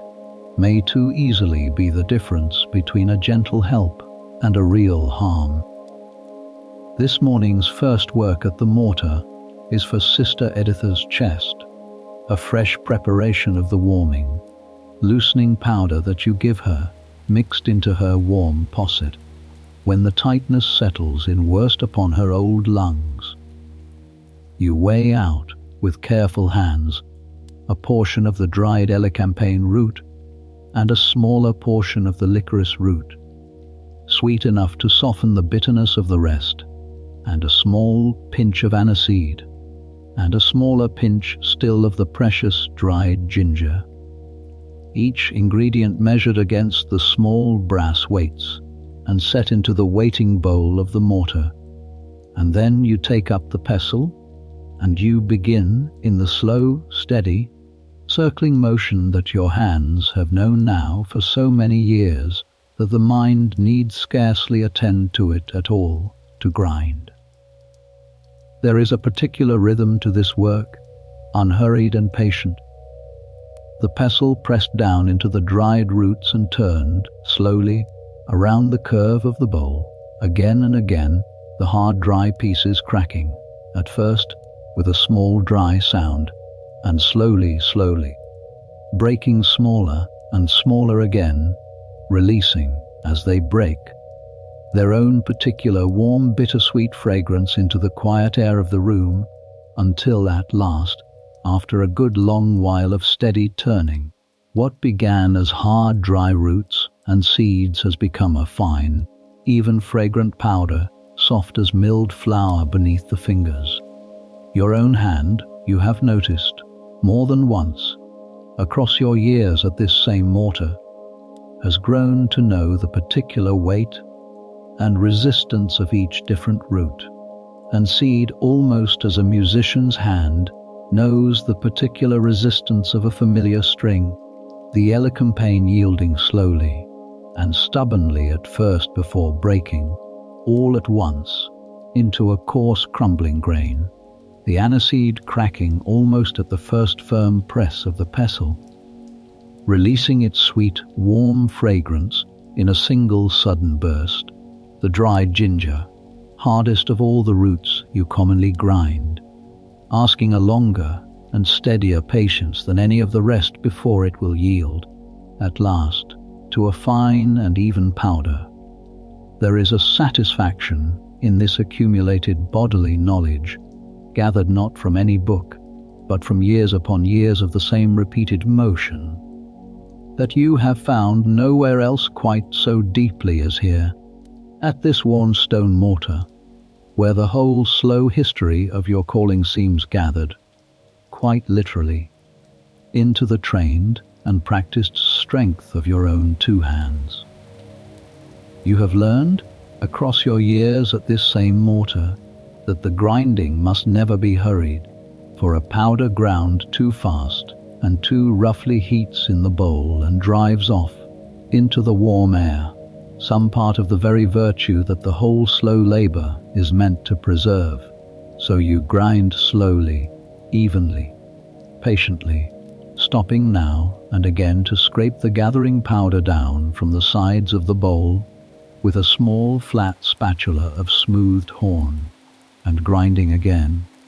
until the whole is fine and even and ready to be sifted through the small fine sieve that stands always ready at your elbow. The dispensary room itself holds, at this hour, its own small particular quiet, the low winter sun falling in a narrow bright bar across the worn oak table, catching, here and there, the small drifting motes of the ground powder as they rise and settle again in the still air, and you find yourself grateful, as you often find yourself grateful at this same hour, for the plain, patient, unhurried nature of this whole part of your calling, so different from the more urgent business of a fevered night, and yet, in its own quiet way, every bit as necessary to it. While your hands work at the steady grinding, your mind is free to wander a little in the way that any long familiar labor of the hands frees the mind to wander, and you find it turning, this morning, as it often turns at this same slow task, to the great long chain of women who have stood at this same table, or one very like it, grinding this same or some very similar remedy, across all the years that this house has kept an infirmary at all. You think of the Infirmarian who taught you the office, a stern but deeply kind woman, long dead now these many years, who first set your hand to this same pestle when you were yourself scarcely older than young Sister Wolfhild, and who taught you, patiently, across long slow mornings very like this one, the whole quiet library of the herb store, and the whole careful art of measure and mixture that you now, in your turn, hold and practice, and will one day pass on again to whichever young sister the years bring forward to stand in your place. The powder, once finely ground, is sifted through its sieve into a small waiting bowl, the coarser bits caught and returned to the mortar for a further grinding, until the whole is fine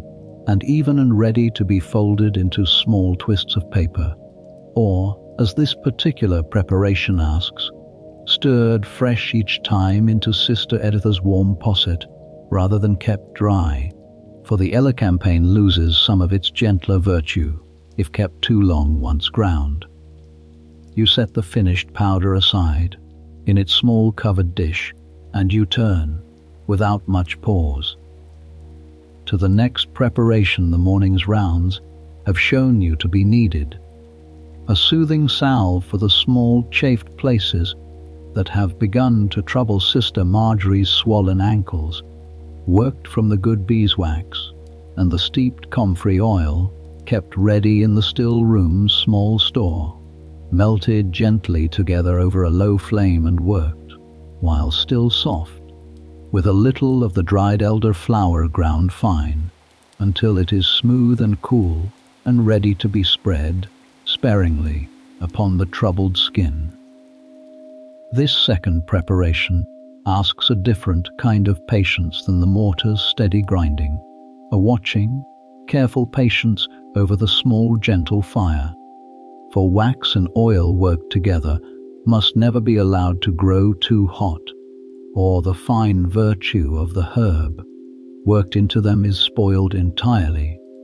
and you stand a good while at the small hearth of the dispensary, stirring slowly with a smooth wooden spoon, watching the wax soften and blend with the oil, judging the moment by long-practiced eye alone, when the mixture is ready to be drawn from the heat and left to cool and thicken in its small waiting jar. There is, in this whole long morning's work at the mortar and the small hearth, a quality of quiet, absorbed, patient attention that you have come, over your years in this office, to think of as its own particular kind of prayer, a prayer said not in words, but in the slow, careful turning of a pestle, and the slow, careful stirring of a warming salve, an offering of patience and skill laid quietly, alongside the plainer prayers of the Church's own offices. And you find, most mornings, that this quiet working prayer settles something deep within you that even the sung psalms of Terce, for all their brightness, do not quite reach, a settling that comes only from the hands themselves, busy and skilled and useful, in the long unhurried service of another's small suffering. There is a third small preparation still to be made before the morning's work at the mortar is truly finished, a mild eye wash for one of the elder sisters, not presently confined to the ward but troubled, of late, with a soreness and a redness about the eyes that the cold winter air and the smoke of the many small hearths seems always to worsen at this season. You measure out a small quantity of the dried elder flower and a smaller quantity still of the eyebright, kept for exactly this purpose, and you steep them gently, not boiled but only warmed, in a little of the clean batony water drawn fresh this same morning from the still, straining the whole, when it has cooled, through a fine doubled linen cloth until the liquid runs perfectly clear,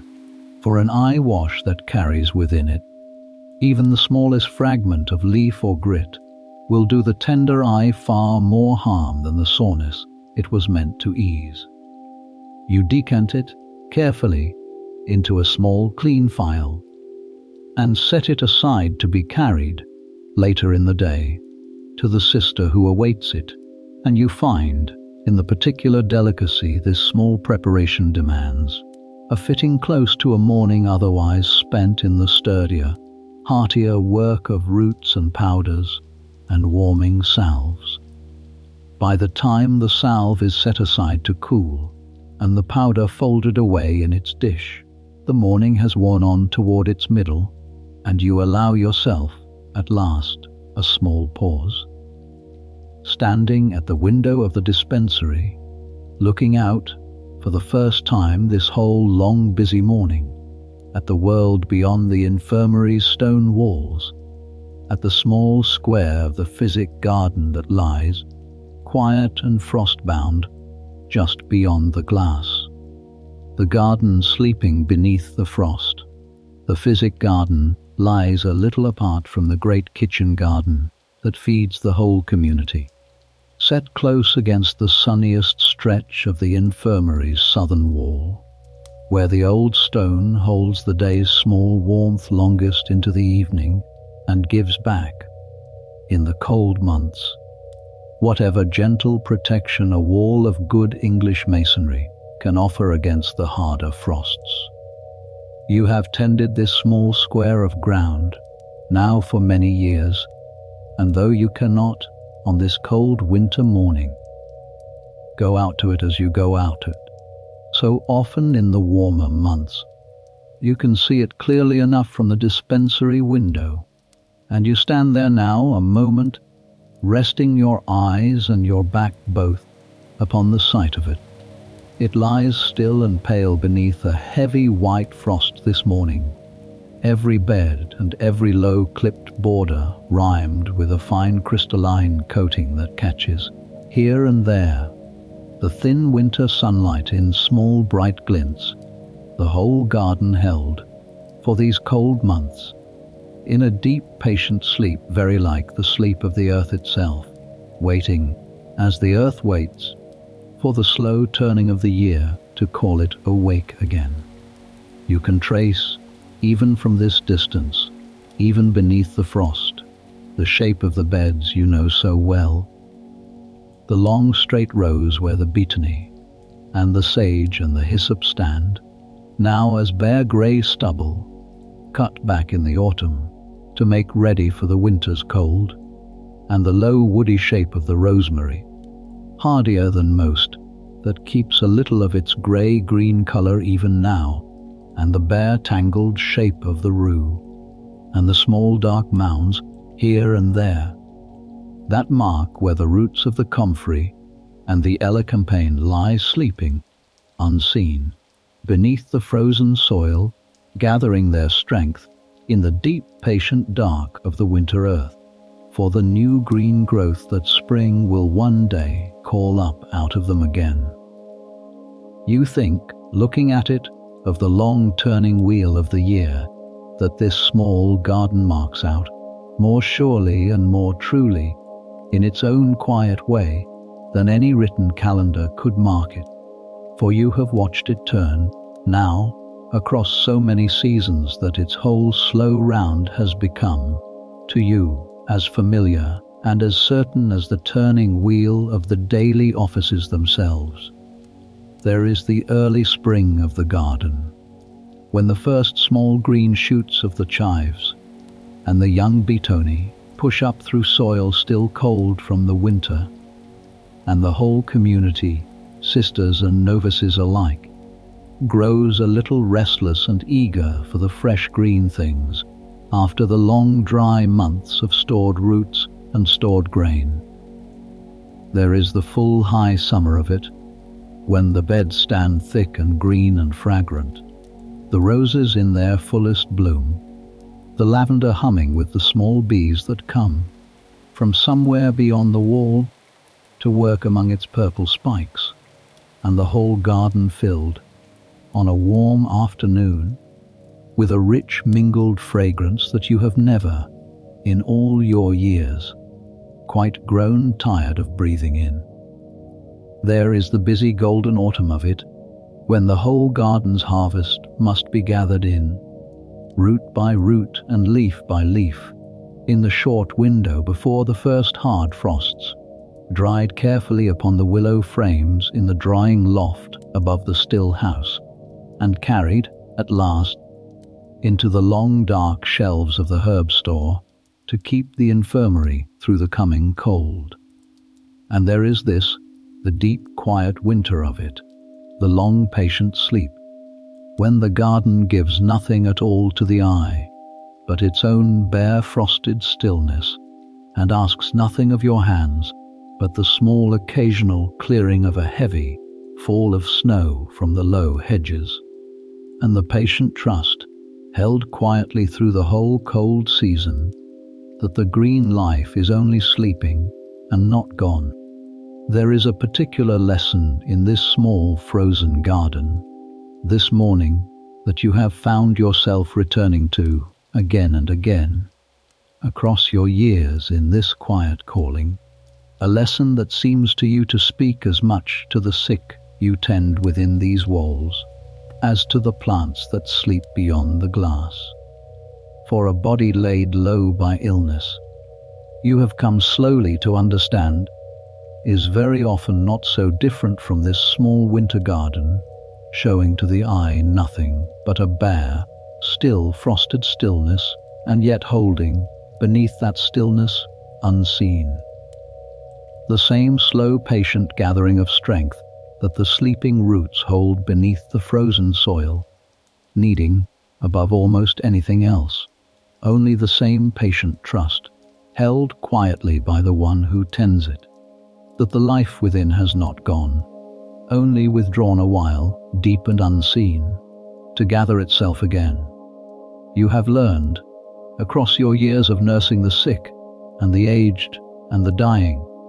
that the greatest gift an infirmarian may often give is not any herb or any water from the still, but simply this patient trust itself, held steady through the longest and bleakest stretches of another's illness, the quiet certainty, carried in a calm voice and a steady hand, that the frost, however hard, is not the whole of the story, and that beneath it, unseen, something patient is still, quietly, at its own slow work. You remember, standing there at the window, the particular labor of this past autumn's gathering, the long busy days when you and the young sister who helps you moved, bed by bed, through the still green garden with your baskets and your knives, cutting the betony and the sage and the rosemary at exactly the hour the old wisdom teaches, in the dry warmth of a late morning, after the dew has burned off, but before the heat of noon has drawn out too much of the plant's own gathered virtue into the surrounding air. You remember the drying loft above the still house filled, for weeks together, with the whole gathered harvest spread on its willow frames, the low beams hung thick with bunches, turning slowly from green to grey. The whole small chamber filled with a warm mingled fragrance that seemed, on the busiest days, to follow you through the rest of your work, no matter how far from the loft your other duties carried you. It is a particular satisfaction, each winter morning such as this one, to look out upon the bare frosted beds and know that their whole summer's virtue has not been lost to the cold at all, but only moved, carefully and deliberately, from the growing ground to the dark, dry shelves of the herb store, waiting there, patiently, to be called upon exactly as the season's needs require. You stand a moment longer at the window, watching the thin winter light move, very slowly, across the frosted beds, and you feel, as you often feel in this small pause of the working morning, a deep and settled gratitude for this small square of ground and all it has taught you, across your years of tending it, about patience, and about the long, slow rhythms that govern both a garden and a sick room alike, rhythms that no amount of anxious hurrying can ever truly hasten, and that ask, of the one who tends them, only steady care, and faithful watching, and the quiet trust that the slow turning wheel of the seasons and of healing will bring its own good time in its own good way. But the morning does not pause long for such quiet watching, and there is, this day, a particular business waiting that asks your full attention before the bell for Sext calls the house again to prayer. For today is one of the small handful of days set aside, 4 times in the turning year, for the whole community's seasonal blood-letting, and there is a great deal still to be made ready before the physician's man arrives from the nearby town to perform it. Sext, and the season of the blood-letting. The practice of the seasonal blood-letting, which the sisters of your house call, in their own old familiar word for it, the Sani, is one of the oldest and most settled customs of monastic life, practiced in houses of religion across the whole of England and beyond it. a preventive bleeding undergone by every member of the community in turn, several times across the year, in the old and long-held belief that a body regularly relieved of a little of its blood is thereby kept in better balance and better health than a body left always at its own natural fullness. It falls to you, as Infirmarian, to make ready for this day each time it comes round, and though the bleeding itself is performed by a barber surgeon sent up from the nearby market town, a quiet, capable man who has served the house in this office for many years and knows its ways as well as any of the sisters themselves,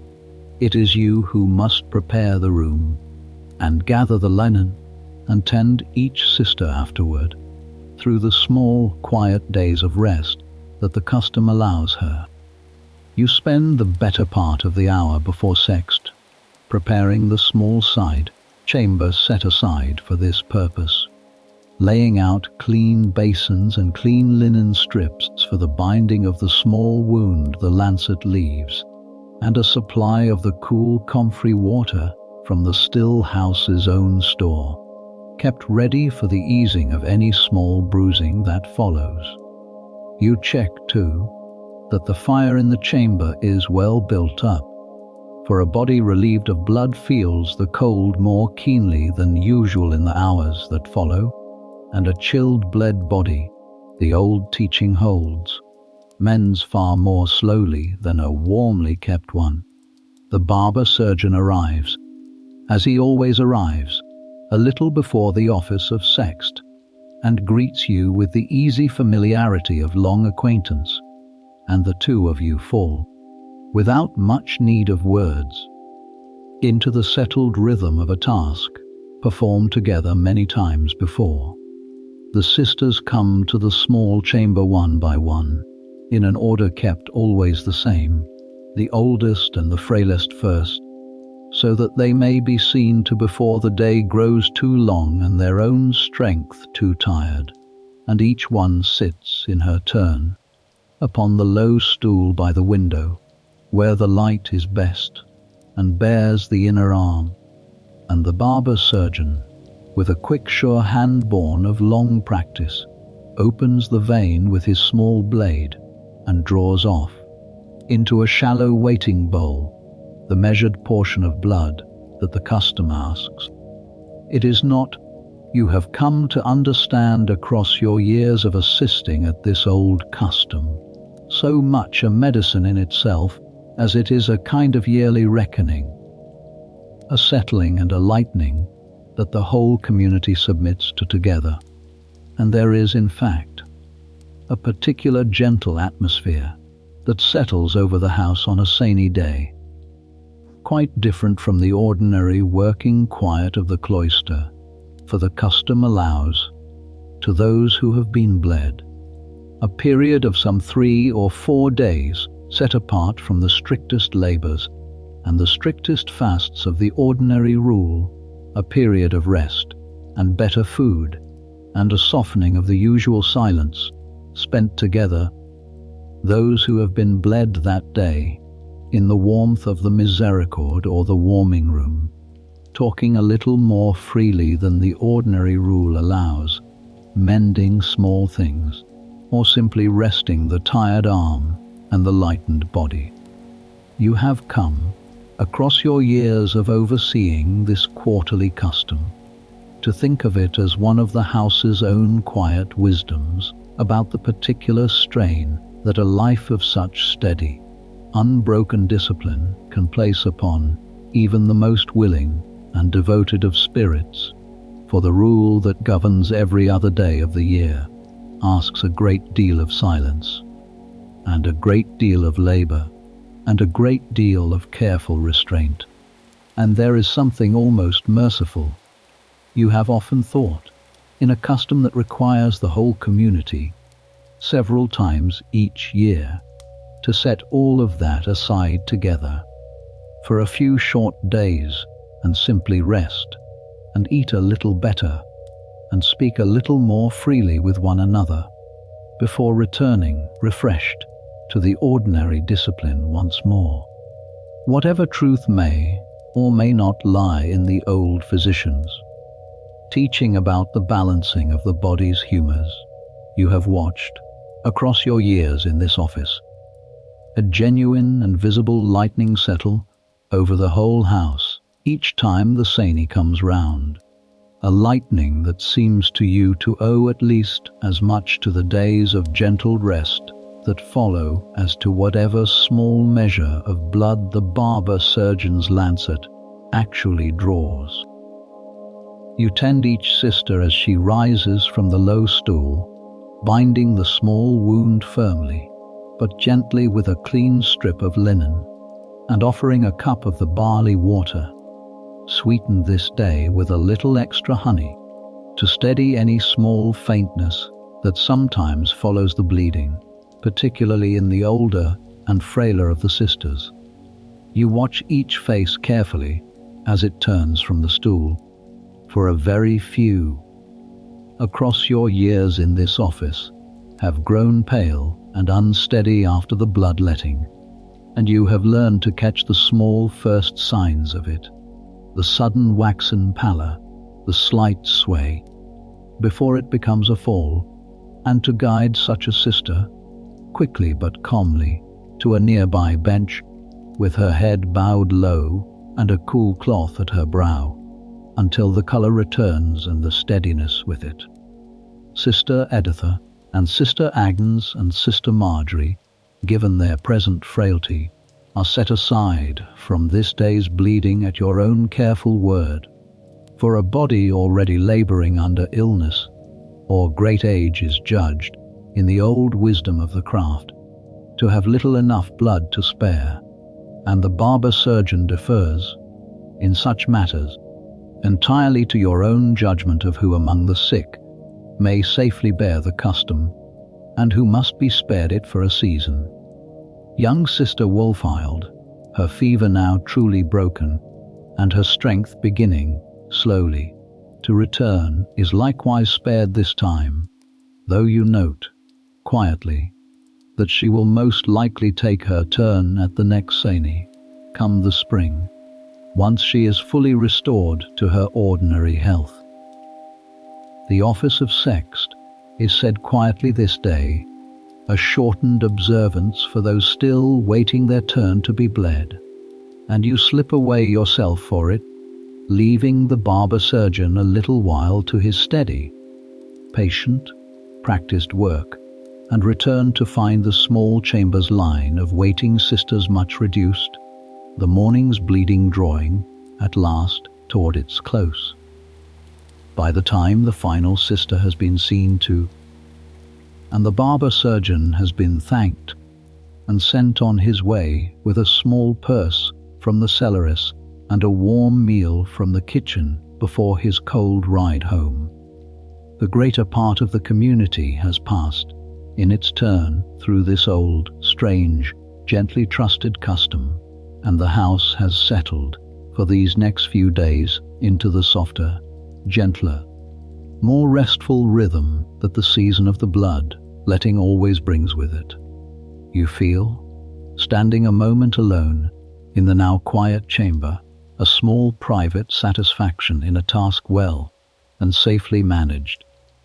No faintings turned to falls, no wound left unbound or badly bleeding.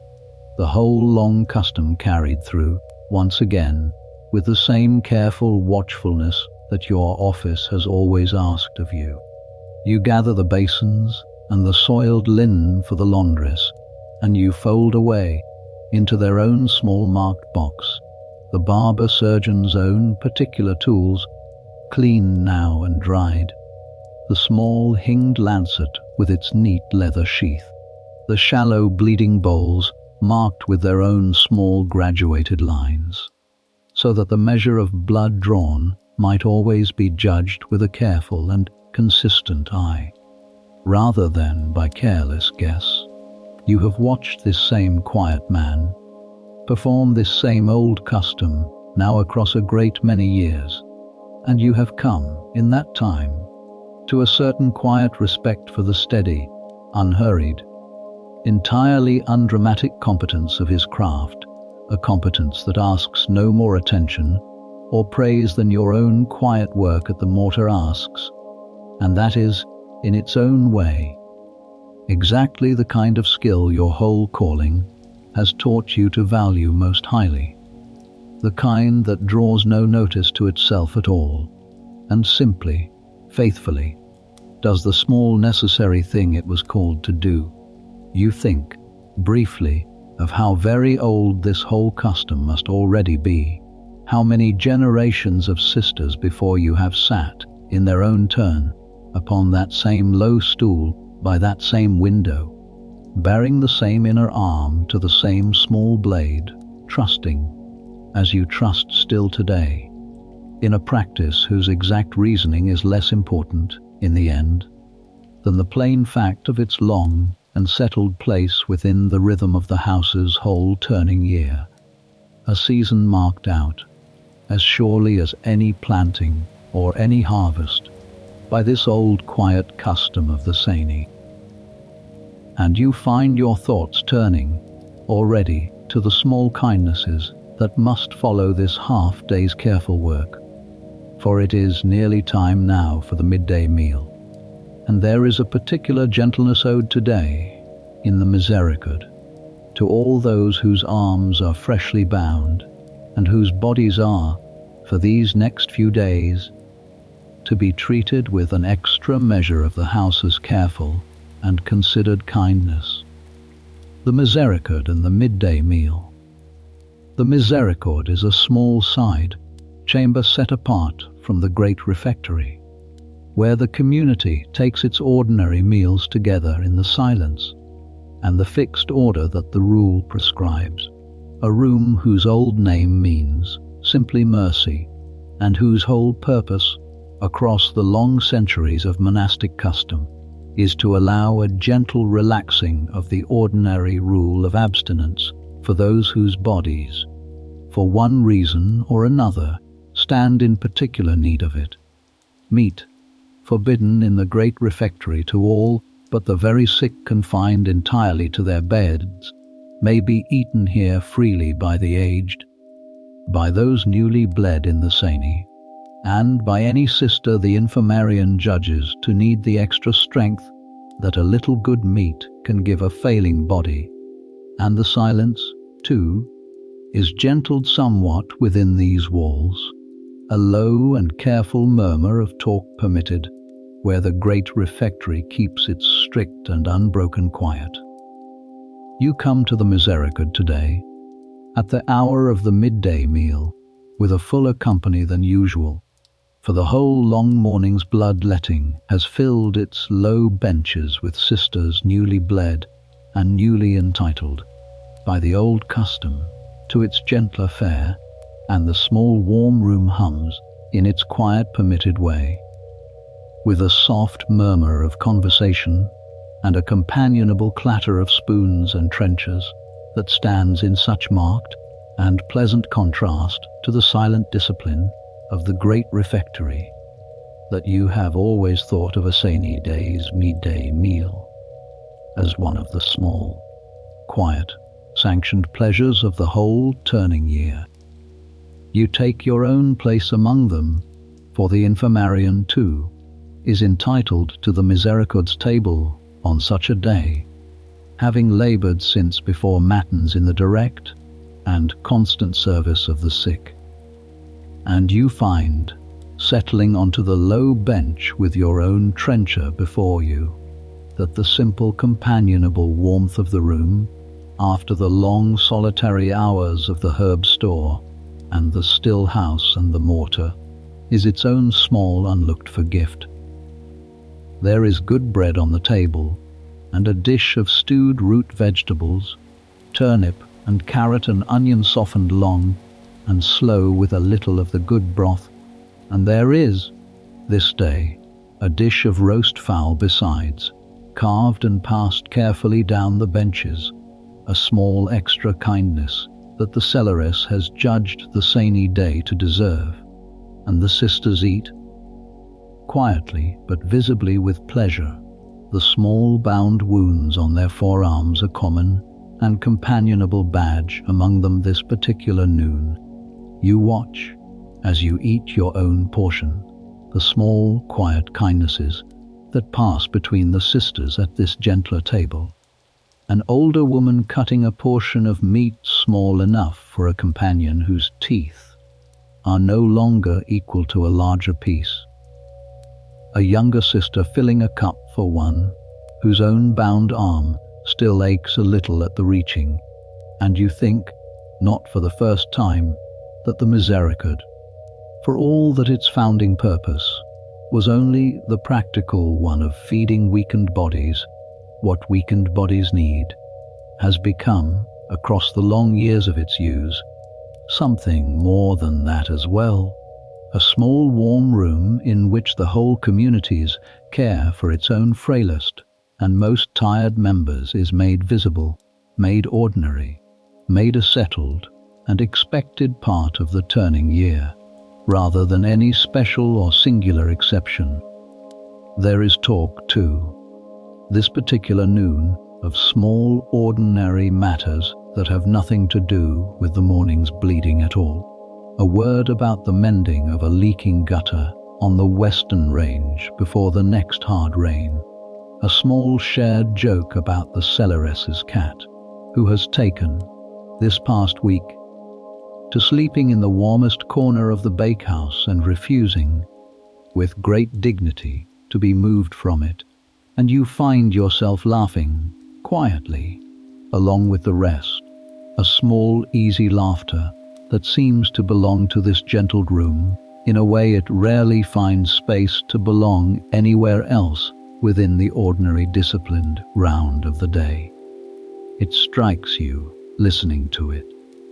how much a community's health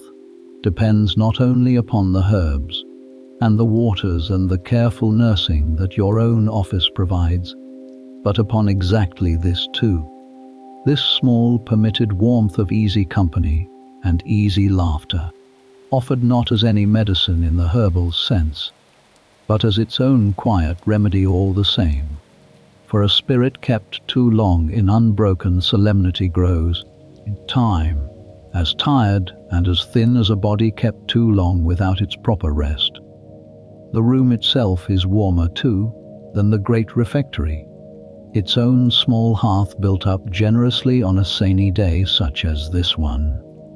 And you feel the good, simple warmth of it settle into your shoulders, even as you settle onto the low bench. A welcome small comfort, after the cold stone chill of the morning's blood-letting chamber. You keep a particular eye, through the meal, on the handful of sisters who took the worst of the morning's faintness after their bleeding, and you are glad to see colour returned fully to every face at the table, the good hot food and the good warm company doing this noon at least as much for their steadiness as any cup of sweetened barley water could have done alone. You carry, too, a tray of the gentler fare back to those of your particular sick who cannot come to the Misericord at all, a portion of the same stewed roots, softened further still, and thinned with a little more broth for Sister Editha's old teeth, a small careful portion of the roast fowl, cut fine, for Sister Agnes, whose appetite continues its slow and welcome return, and you sit with each of them a while as they eat, as you sat with each of them at their morning meal, watching, quietly, that all goes down well and easily. When the Misericord's meal is done, and the sisters who have eaten there rise, in their turn, to make their way to the warming room, or to whatever quiet mending, or reading the gentled hours of a sunny day's afternoon allow them, you find yourself lingering a moment longer at the emptying table, turning your beads slowly between your fingers and thinking, as the quiet aftermath of a good meal well shared always seems to turn your thoughts, of the deep, and settled wisdom that lies within this old custom of the Misericord, this small, sanctioned room of mercy set, quite deliberately, within the strict and disciplined order of the whole monastic rule. For the rule that governs your house is, in its greater part,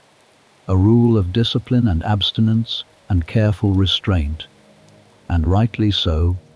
for a community bound together by no other law than its own shared devotion needs the steadying structure that such discipline provides. And yet the rule's own wisdom, older and gentler than any careless observer might guess from its outward strictness, has always made room, within its careful order, for exactly this, a place set apart where mercy is given precedence over discipline, where the frail and the aged and the newly bled are fed and warmed and gently indulged, not as any breaking of the rule's true spirit, but as its own deepest fulfillment, for what, in the end, is the whole great labor of your calling, and of every calling like it within these walls, but the patient, practical, daily working out of mercy itself, one warm meal and one gentle kindness at a time. Nun, and reading to the Ailing. The office of nun falls in the quiet stretch of the afternoon, when the light beyond the small windows has begun,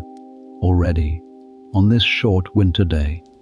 to take on the low golden slant that tells of the sun's early decline,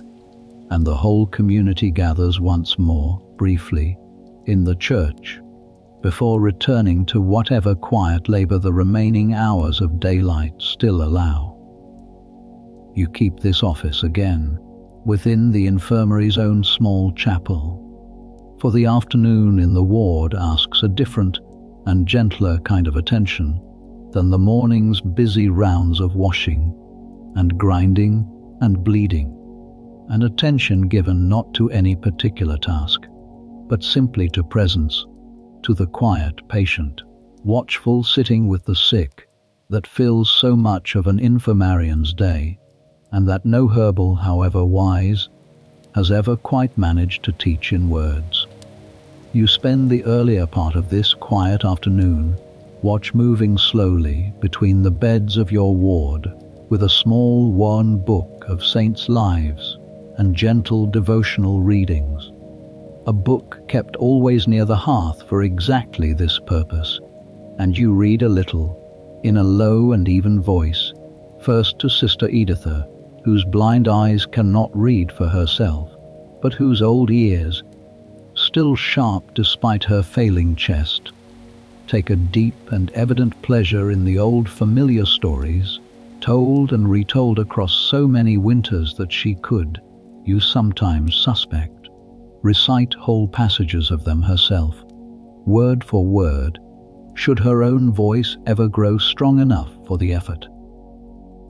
She listens with her eyes closed and her thin hands folded upon the coverlet,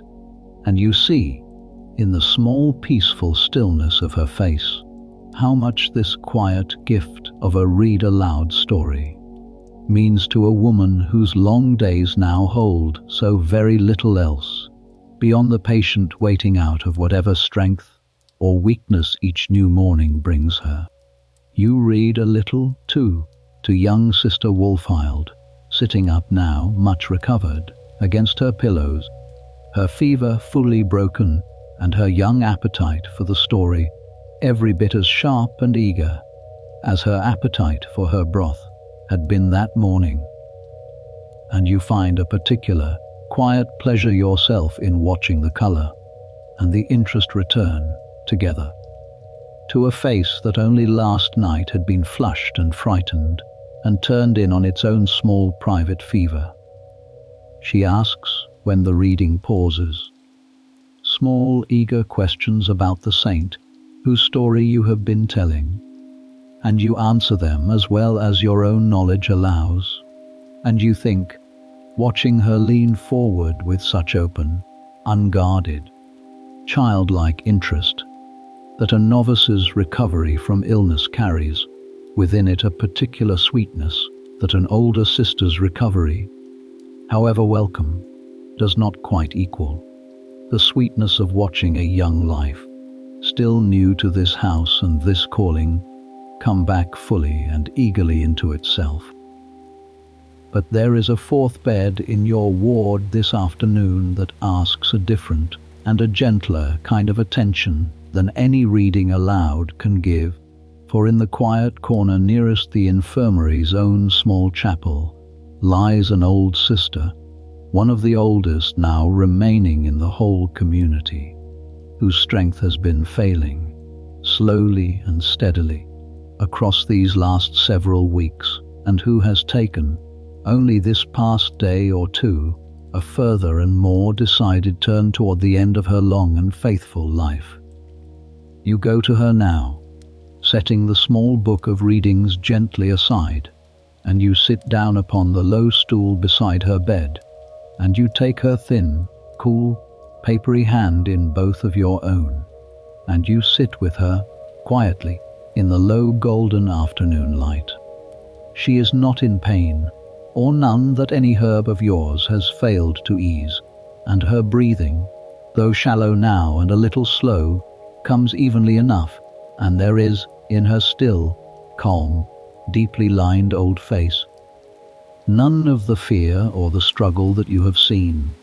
across your years in this office, trouble the passing of some other souls, but only a kind of settled peace, the peace of a long life well and faithfully spent, drawing now, gently and without great haste, toward its natural close. You have sat with her, in these last days, more often than your other duties might strictly have allowed, for you have known her, in your own turn, since your own earliest years in this house, when she was already one of the senior sisters, and you a trembling young novice she was, in her own quiet way, unfailingly kind to, and there is a particular tenderness in tending, now, at the very last, a woman who once tended you in her own turn, at your own beginning. You speak to her, low and gentle, though you are not certain, this afternoon, how much of your voice truly reaches her through the deep quiet drowsiness that has settled these last 2 days more and more heavily upon her, and you tell her, as you have told her before, that all is well, that the community holds her in its prayers, that the house she has served so long and so faithfully will remember her and hold her memory close, long after this particular afternoon has passed into all the other afternoons of the turning years. You moisten her dry lips now and again with a little water, for she can take almost nothing else now, and you smooth the coverlet, and you sit, mostly, simply, in a quiet and companionable silence, your hand in hers, the low fire crackling gently in the hearth nearby, the soft murmur of Sister Editha's own quiet prayers drifting, now and again from the nearby bed, for the old woman, though nearly blind, has understood, without needing to be told in words, exactly what this particular afternoon holds, and has taken up, of her own quiet accord, a steady thread of prayer for her dying companion that asks nothing of you at all, except that you let it continue gently, in the background of your own equally quiet vigil. This, too, you have come to understand across your years in this calling, is a true and proper part of the Infirmarian's whole long labor, this sitting, this patient, watchful presence at a bedside, where no further remedy can any longer be given, and you have learned, slowly and sometimes painfully across those years,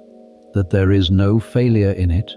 no falling short of your art, when a long life comes in its own quiet time,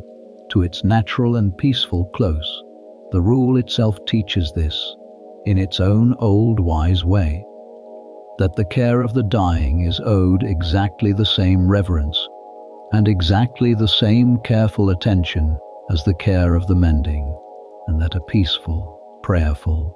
attended death, held gently within the warm and watchful circle of a whole community's love,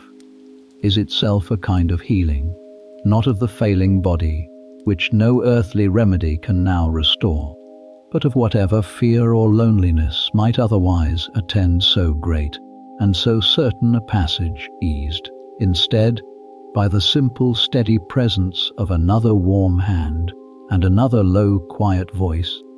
and the whole unseen, unbroken chain of prayer that a house like this one keeps always, faithfully, around each of its own. The priest has already come, earlier in the day, before ever the office of nun was rung, to hear her last quiet confession, and to anoint her, gently, with the holy oil, upon the brow and the hands that have given, across their own long life of service, so very much quiet care to this same house. And there is, in the small chamber now, a particular settled stillness that follows such an anointing, a sense that whatever needed to be said and settled between this old soul and her long faith has now been said and settled fully, and that what remains is only the slow, natural, unhurried business of the body finishing what the spirit has already, in its own way, completed. You have sat with the sick and the dying enough years now to know this particular stillness well, and to trust it, and you find, sitting within it this quiet afternoon, none of the restless urgency that might trouble a younger or a less practiced nurse, but only the same patient readiness you have carried all this long day, from bedside to bedside, adjusted now, simply, to a different and gentler kind of waiting. You think,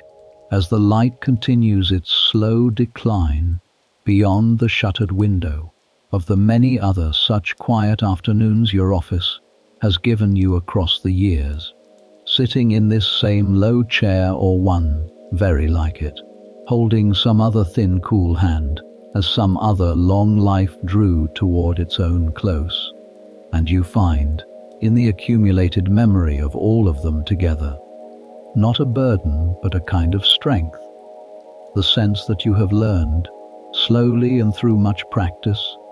exactly how to be present in this particular way, neither too solemn nor too light, neither pressing nor withdrawn, simply steady, simply there, the way the low fire in the hearth is simply there, asking nothing,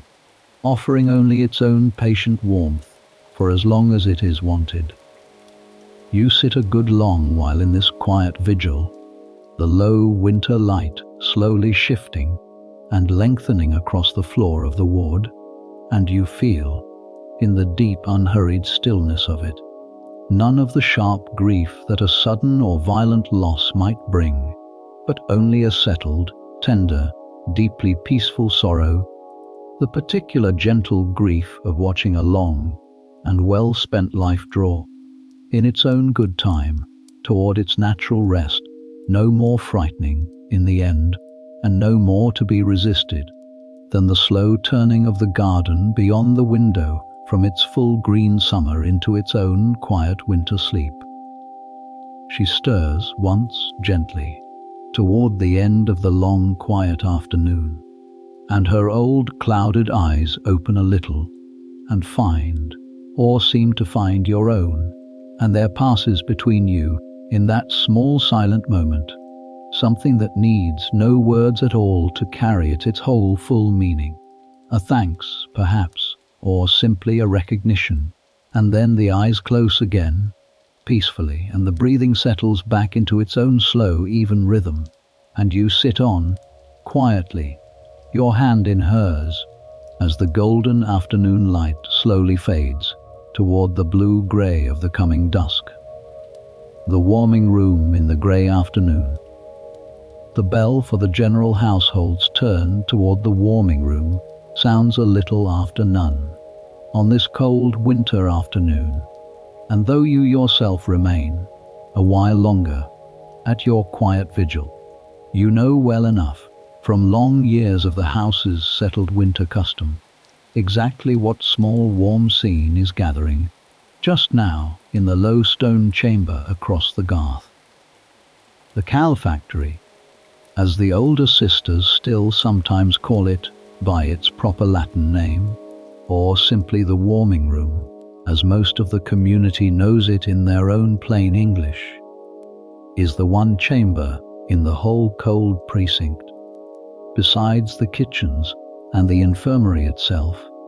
where a fire is permitted through the long cold months from All Souls to Easter, and on an afternoon such as this one,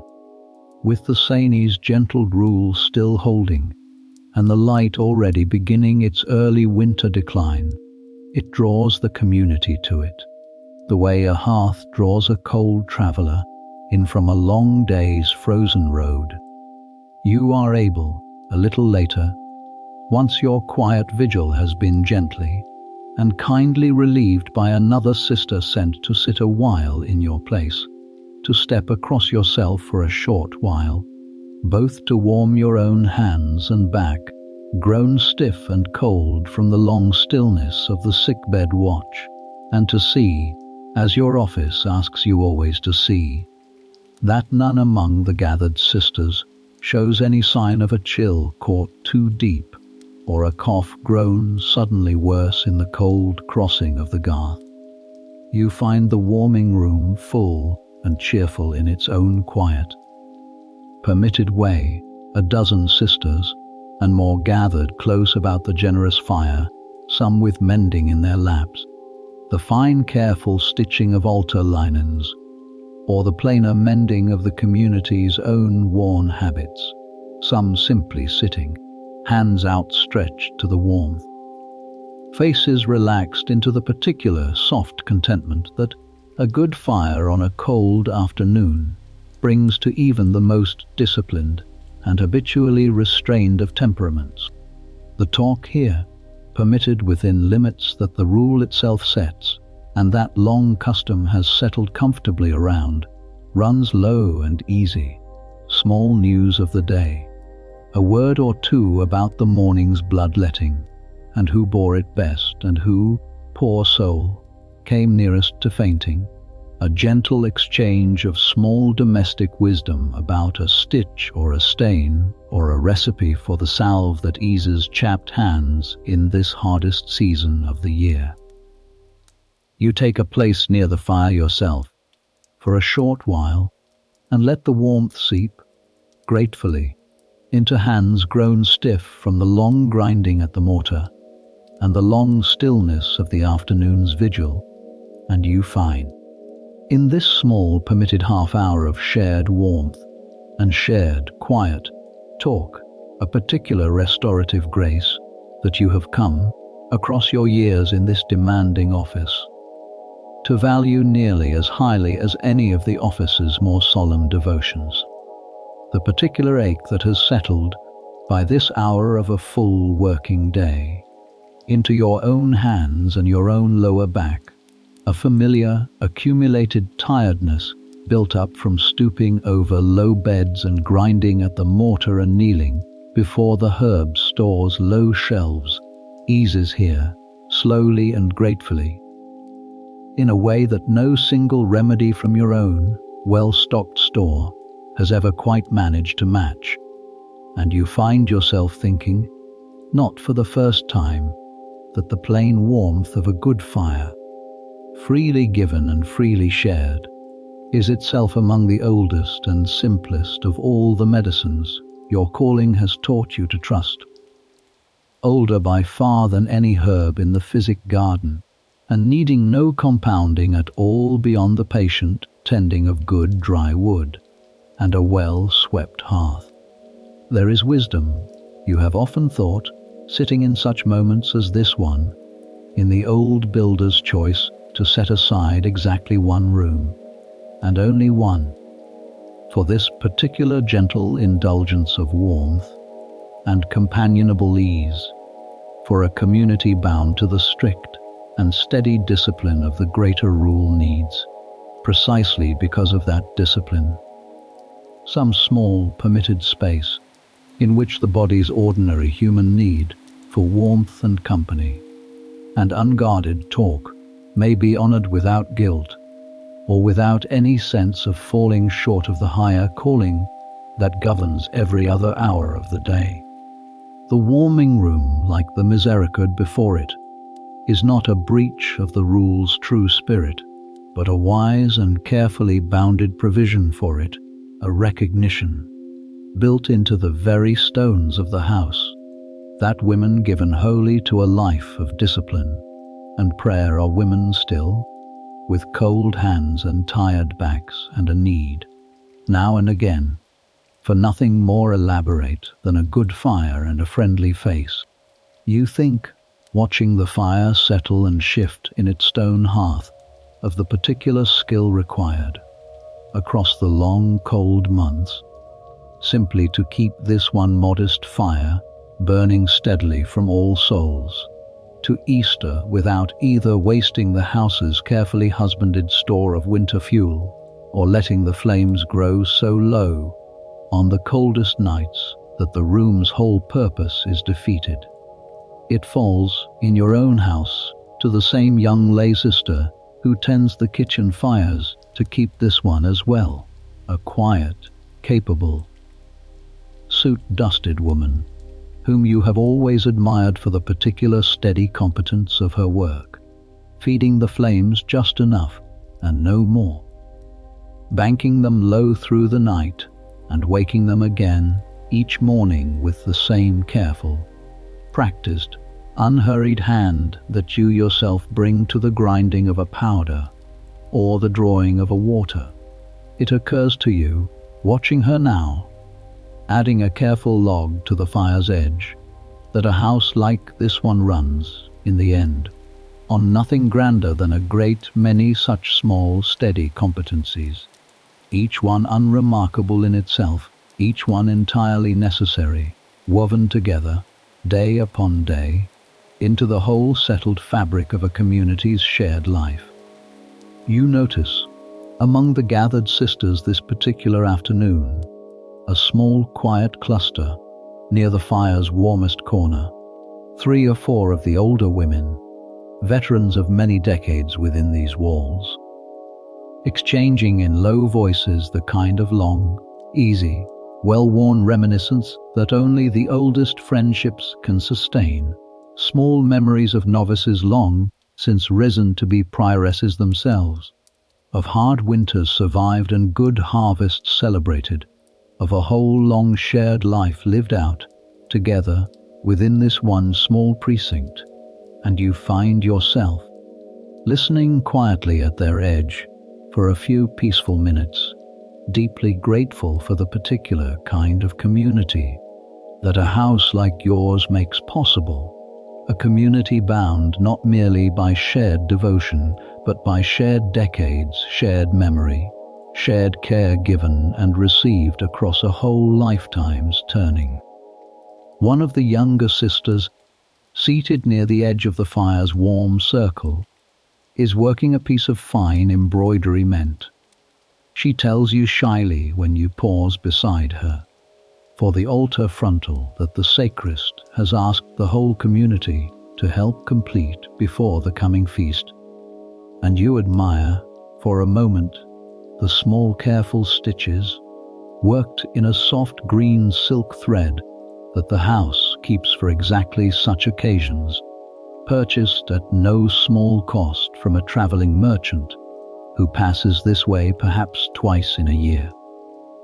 There is a particular pleasure, you have always thought, in watching such fine and patient handwork grow, stitch by careful stitch, beneath a steady hand, a pleasure not unlike the pleasure you yourself take in watching a fine powder emerge, grain by grain, from the steady turning of the pestle, both crafts asking the same slow, unhurried, entirely unglamorous patience, and both in their own different ways, offering back to the patient hand a small finished beauty that no amount of hurry could ever have produced. You do not stay long, for the afternoon's duties are not yet fully discharged, and the low winter light beyond the warming room's small window has already begun its early slide toward the blue-grey dusk that, at this season, comes down so much earlier than the working day would otherwise wish it to. You rise, at last, with a small private reluctance, and take your leave of the warm fire and the low companionable talk, and step back out into the cold cloister walk, your breath showing pale before you once again, your steps turning back toward the infirmary, where Vespers and the evening's last rounds are waiting to gather you back into their own quieter and more solitary rhythm. Vespers and the last rounds of light. By the time you return to the infirmary, the short winter day has begun. In earnest, its long, slow slide into dusk, the low pale gold light of the earlier afternoon giving way, now, to a deeper and cooler blue, and the first small chill of the coming night, already creeping in at the cracks of the shuttered windows, though the ward itself stays warm and steady in the good care of its well-tended hearth. You find the sister who relieved you at the dying woman's bedside, still sitting quietly there, her own low voice murmuring some gentle song, and you thank her softly, and take your place again, and find your old sister's breathing much as you left it, shallow, slow, and even, her face still holding the same deep settled peace.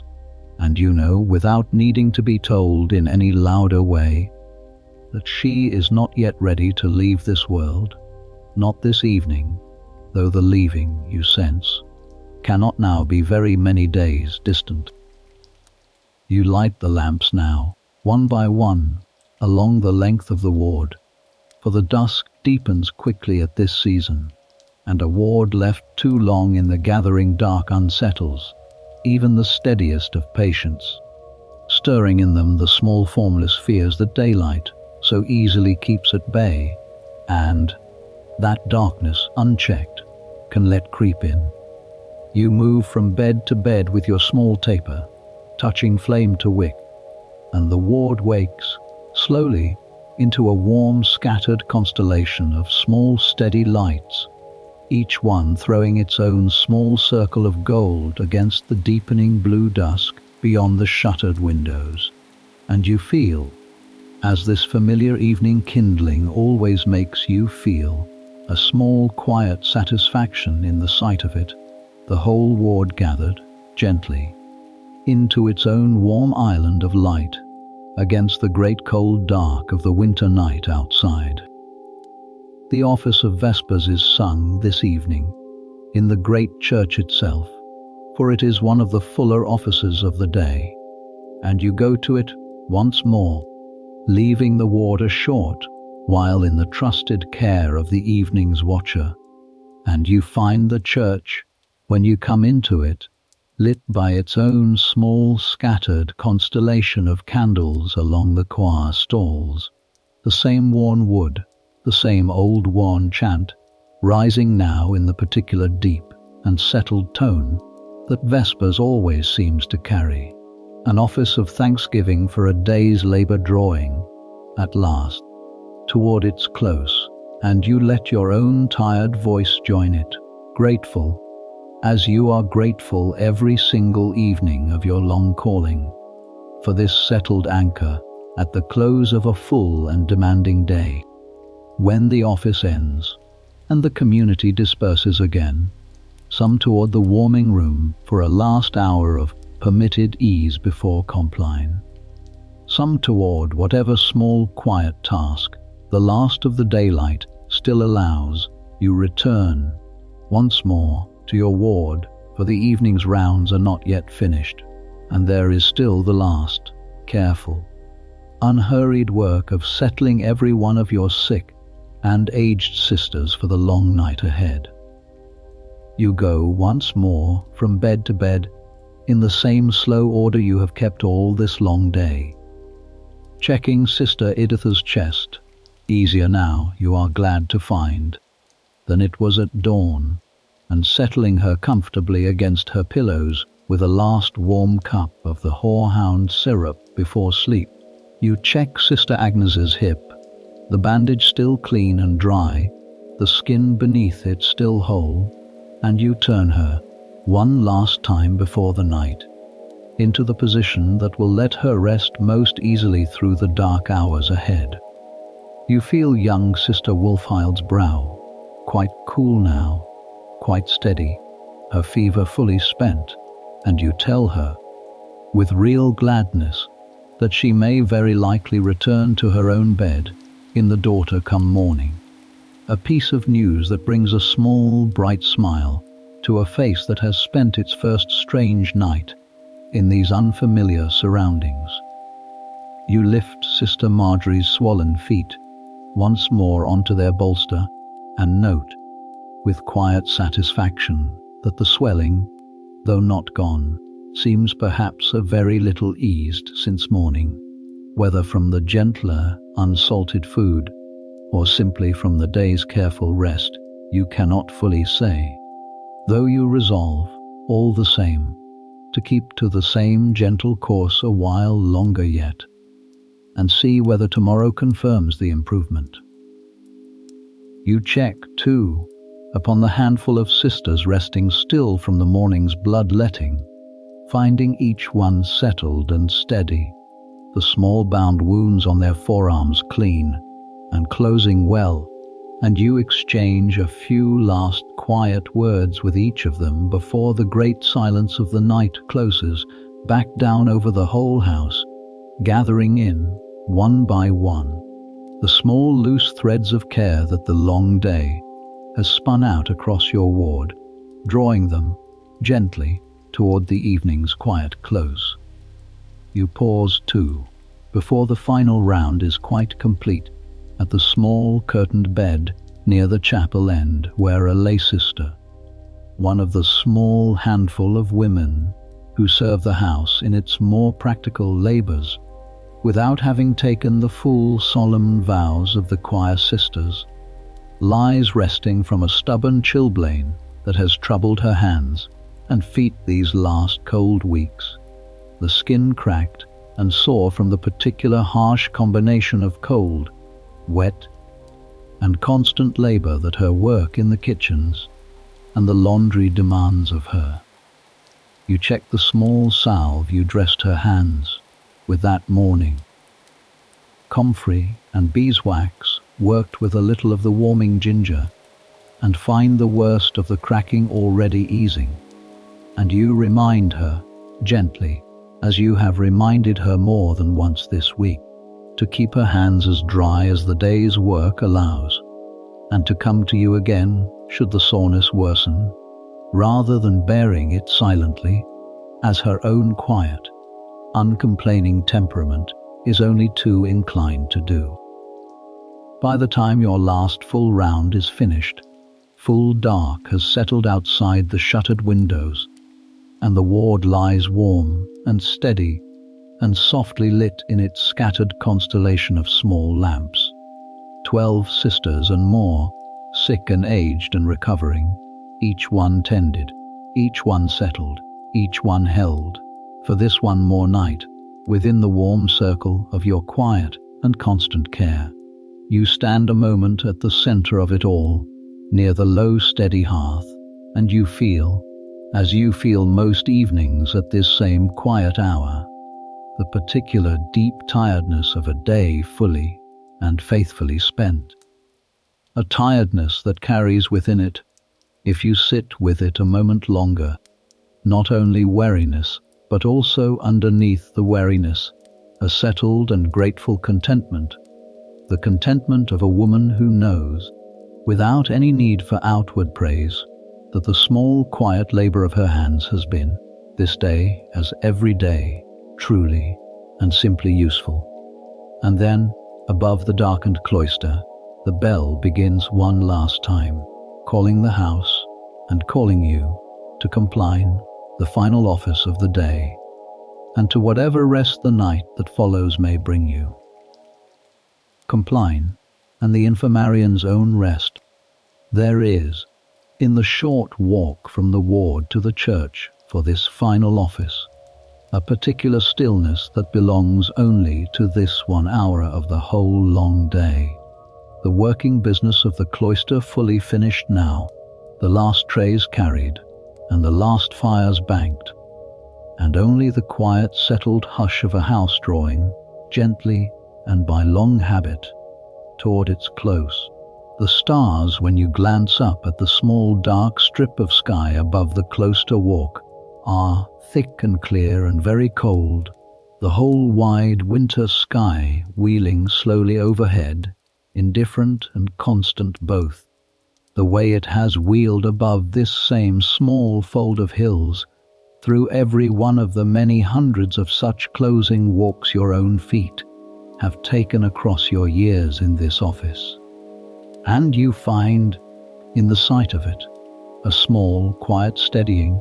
the same steadying you have found, across those years, in so many of this day's small, repeated rituals. Compline is the gentlest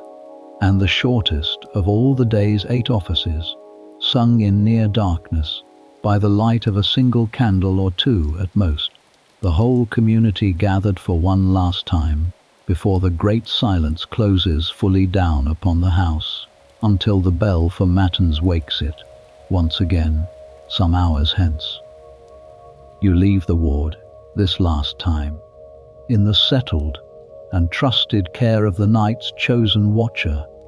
the same quiet, careful arrangement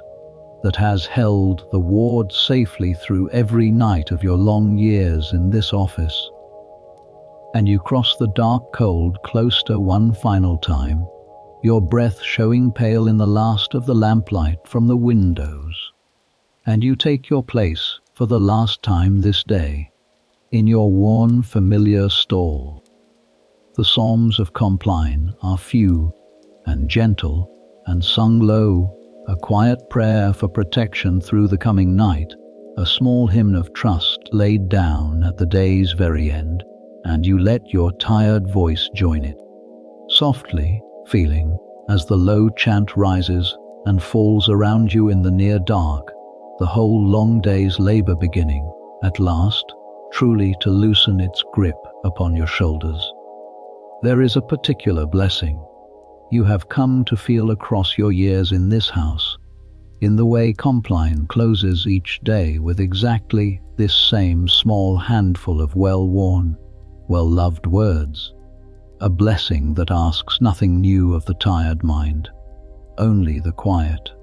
familiar, deeply grooved comfort of a prayer said in the same gentle way every single night of a whole long life, a prayer that needs no thought at all to carry its full and settling weight.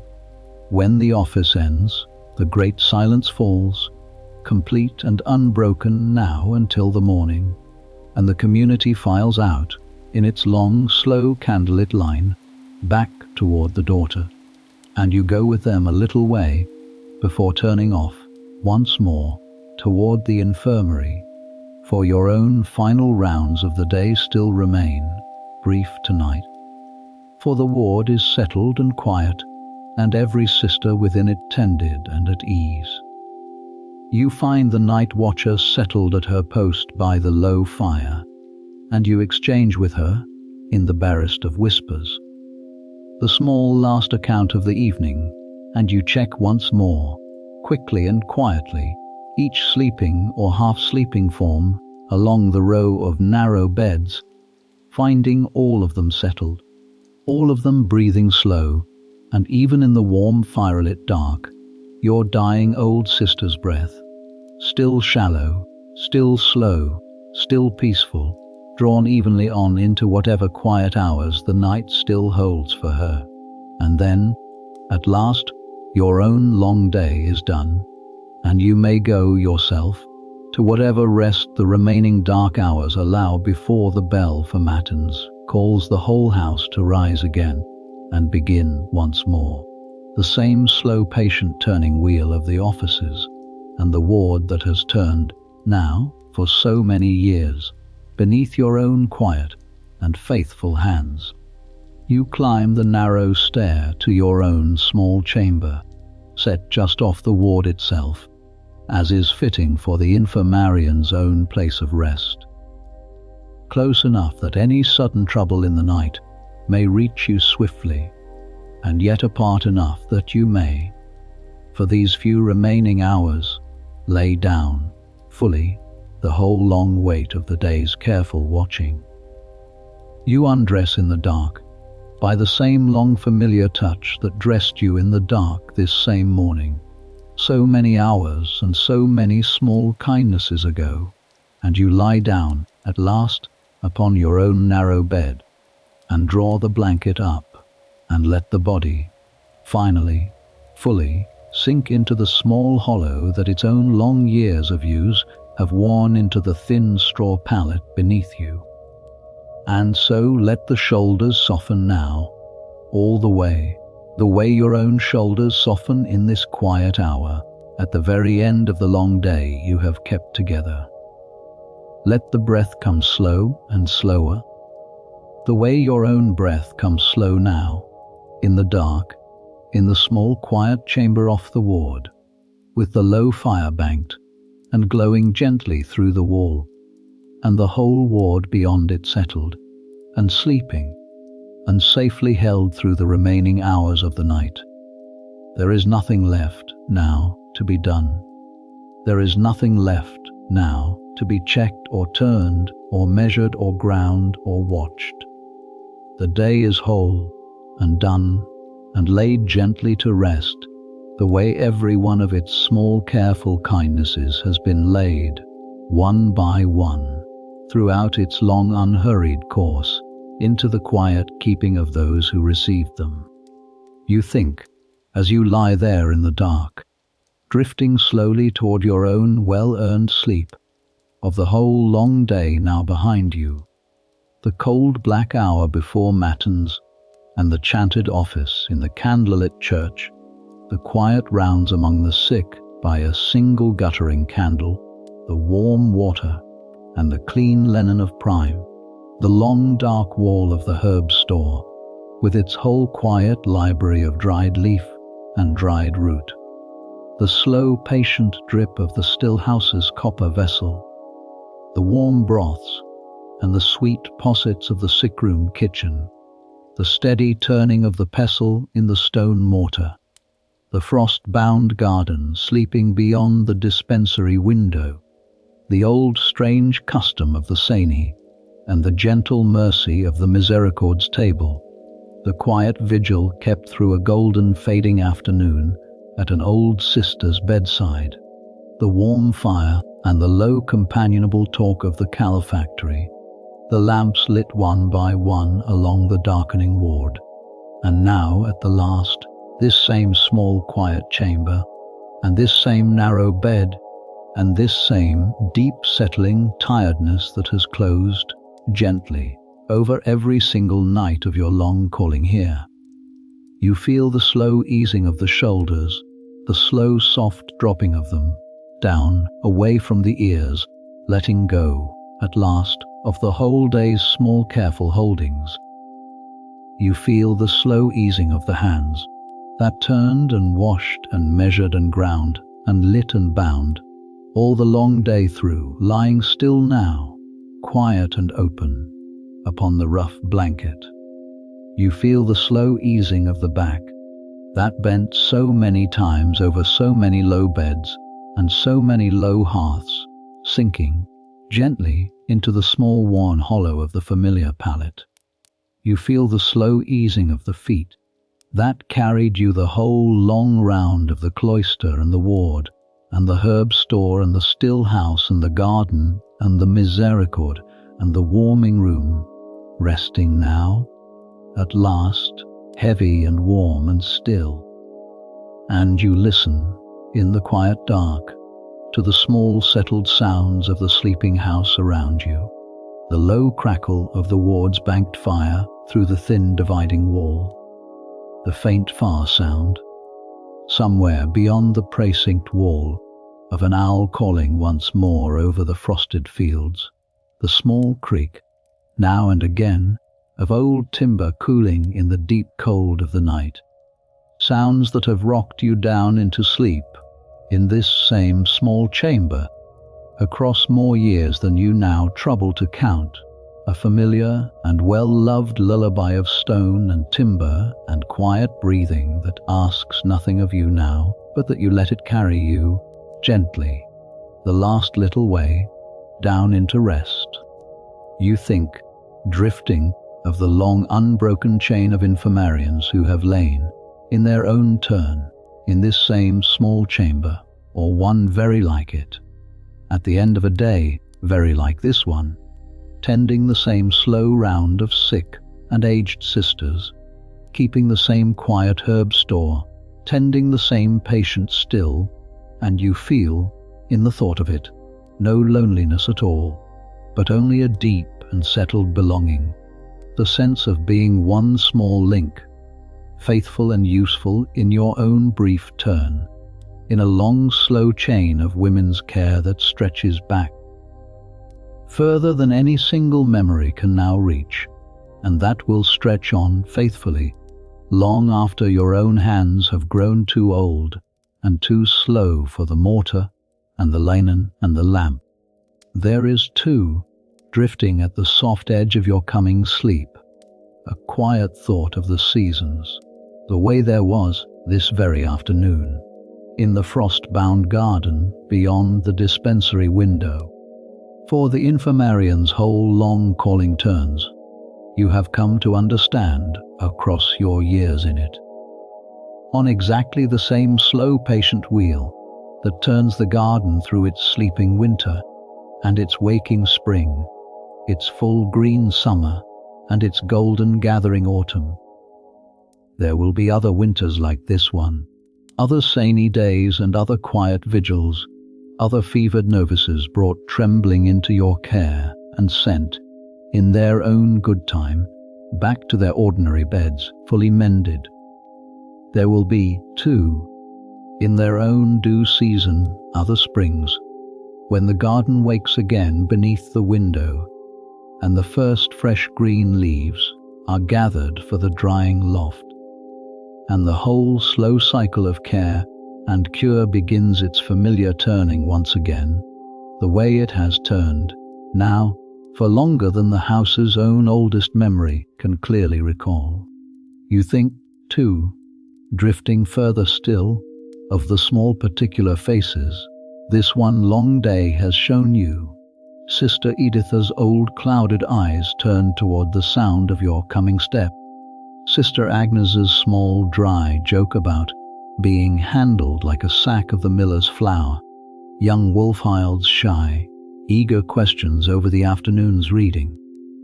Sister Marjorie's patient endurance of a swelling that no remedy has yet fully mastered,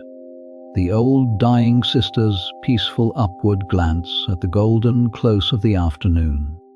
each one a small separate thread woven today into the single larger fabric of your calling, and you feel, holding them all gently in your mind as sleep draws nearer,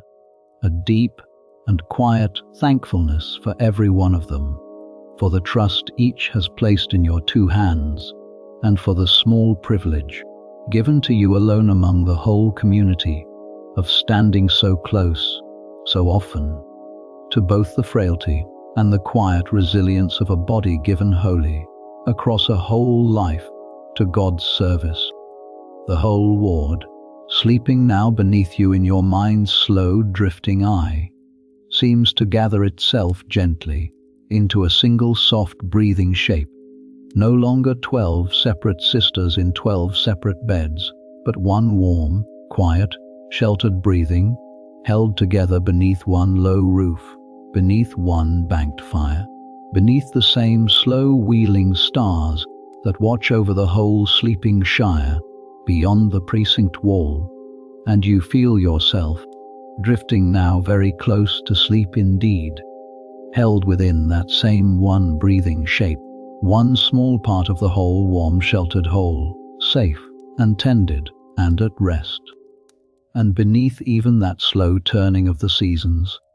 there is a slower, older, deeper thoughts still,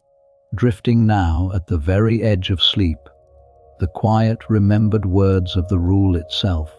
spoken first 600 years and more ago by a man who never saw this particular garden, or this particular ward, or this particular cold English winter, and yet whose old plain words have shaped, faithfully,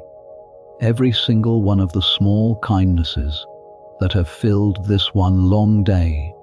you have just lived through together, that before all things and above all things, care must be taken of the sick.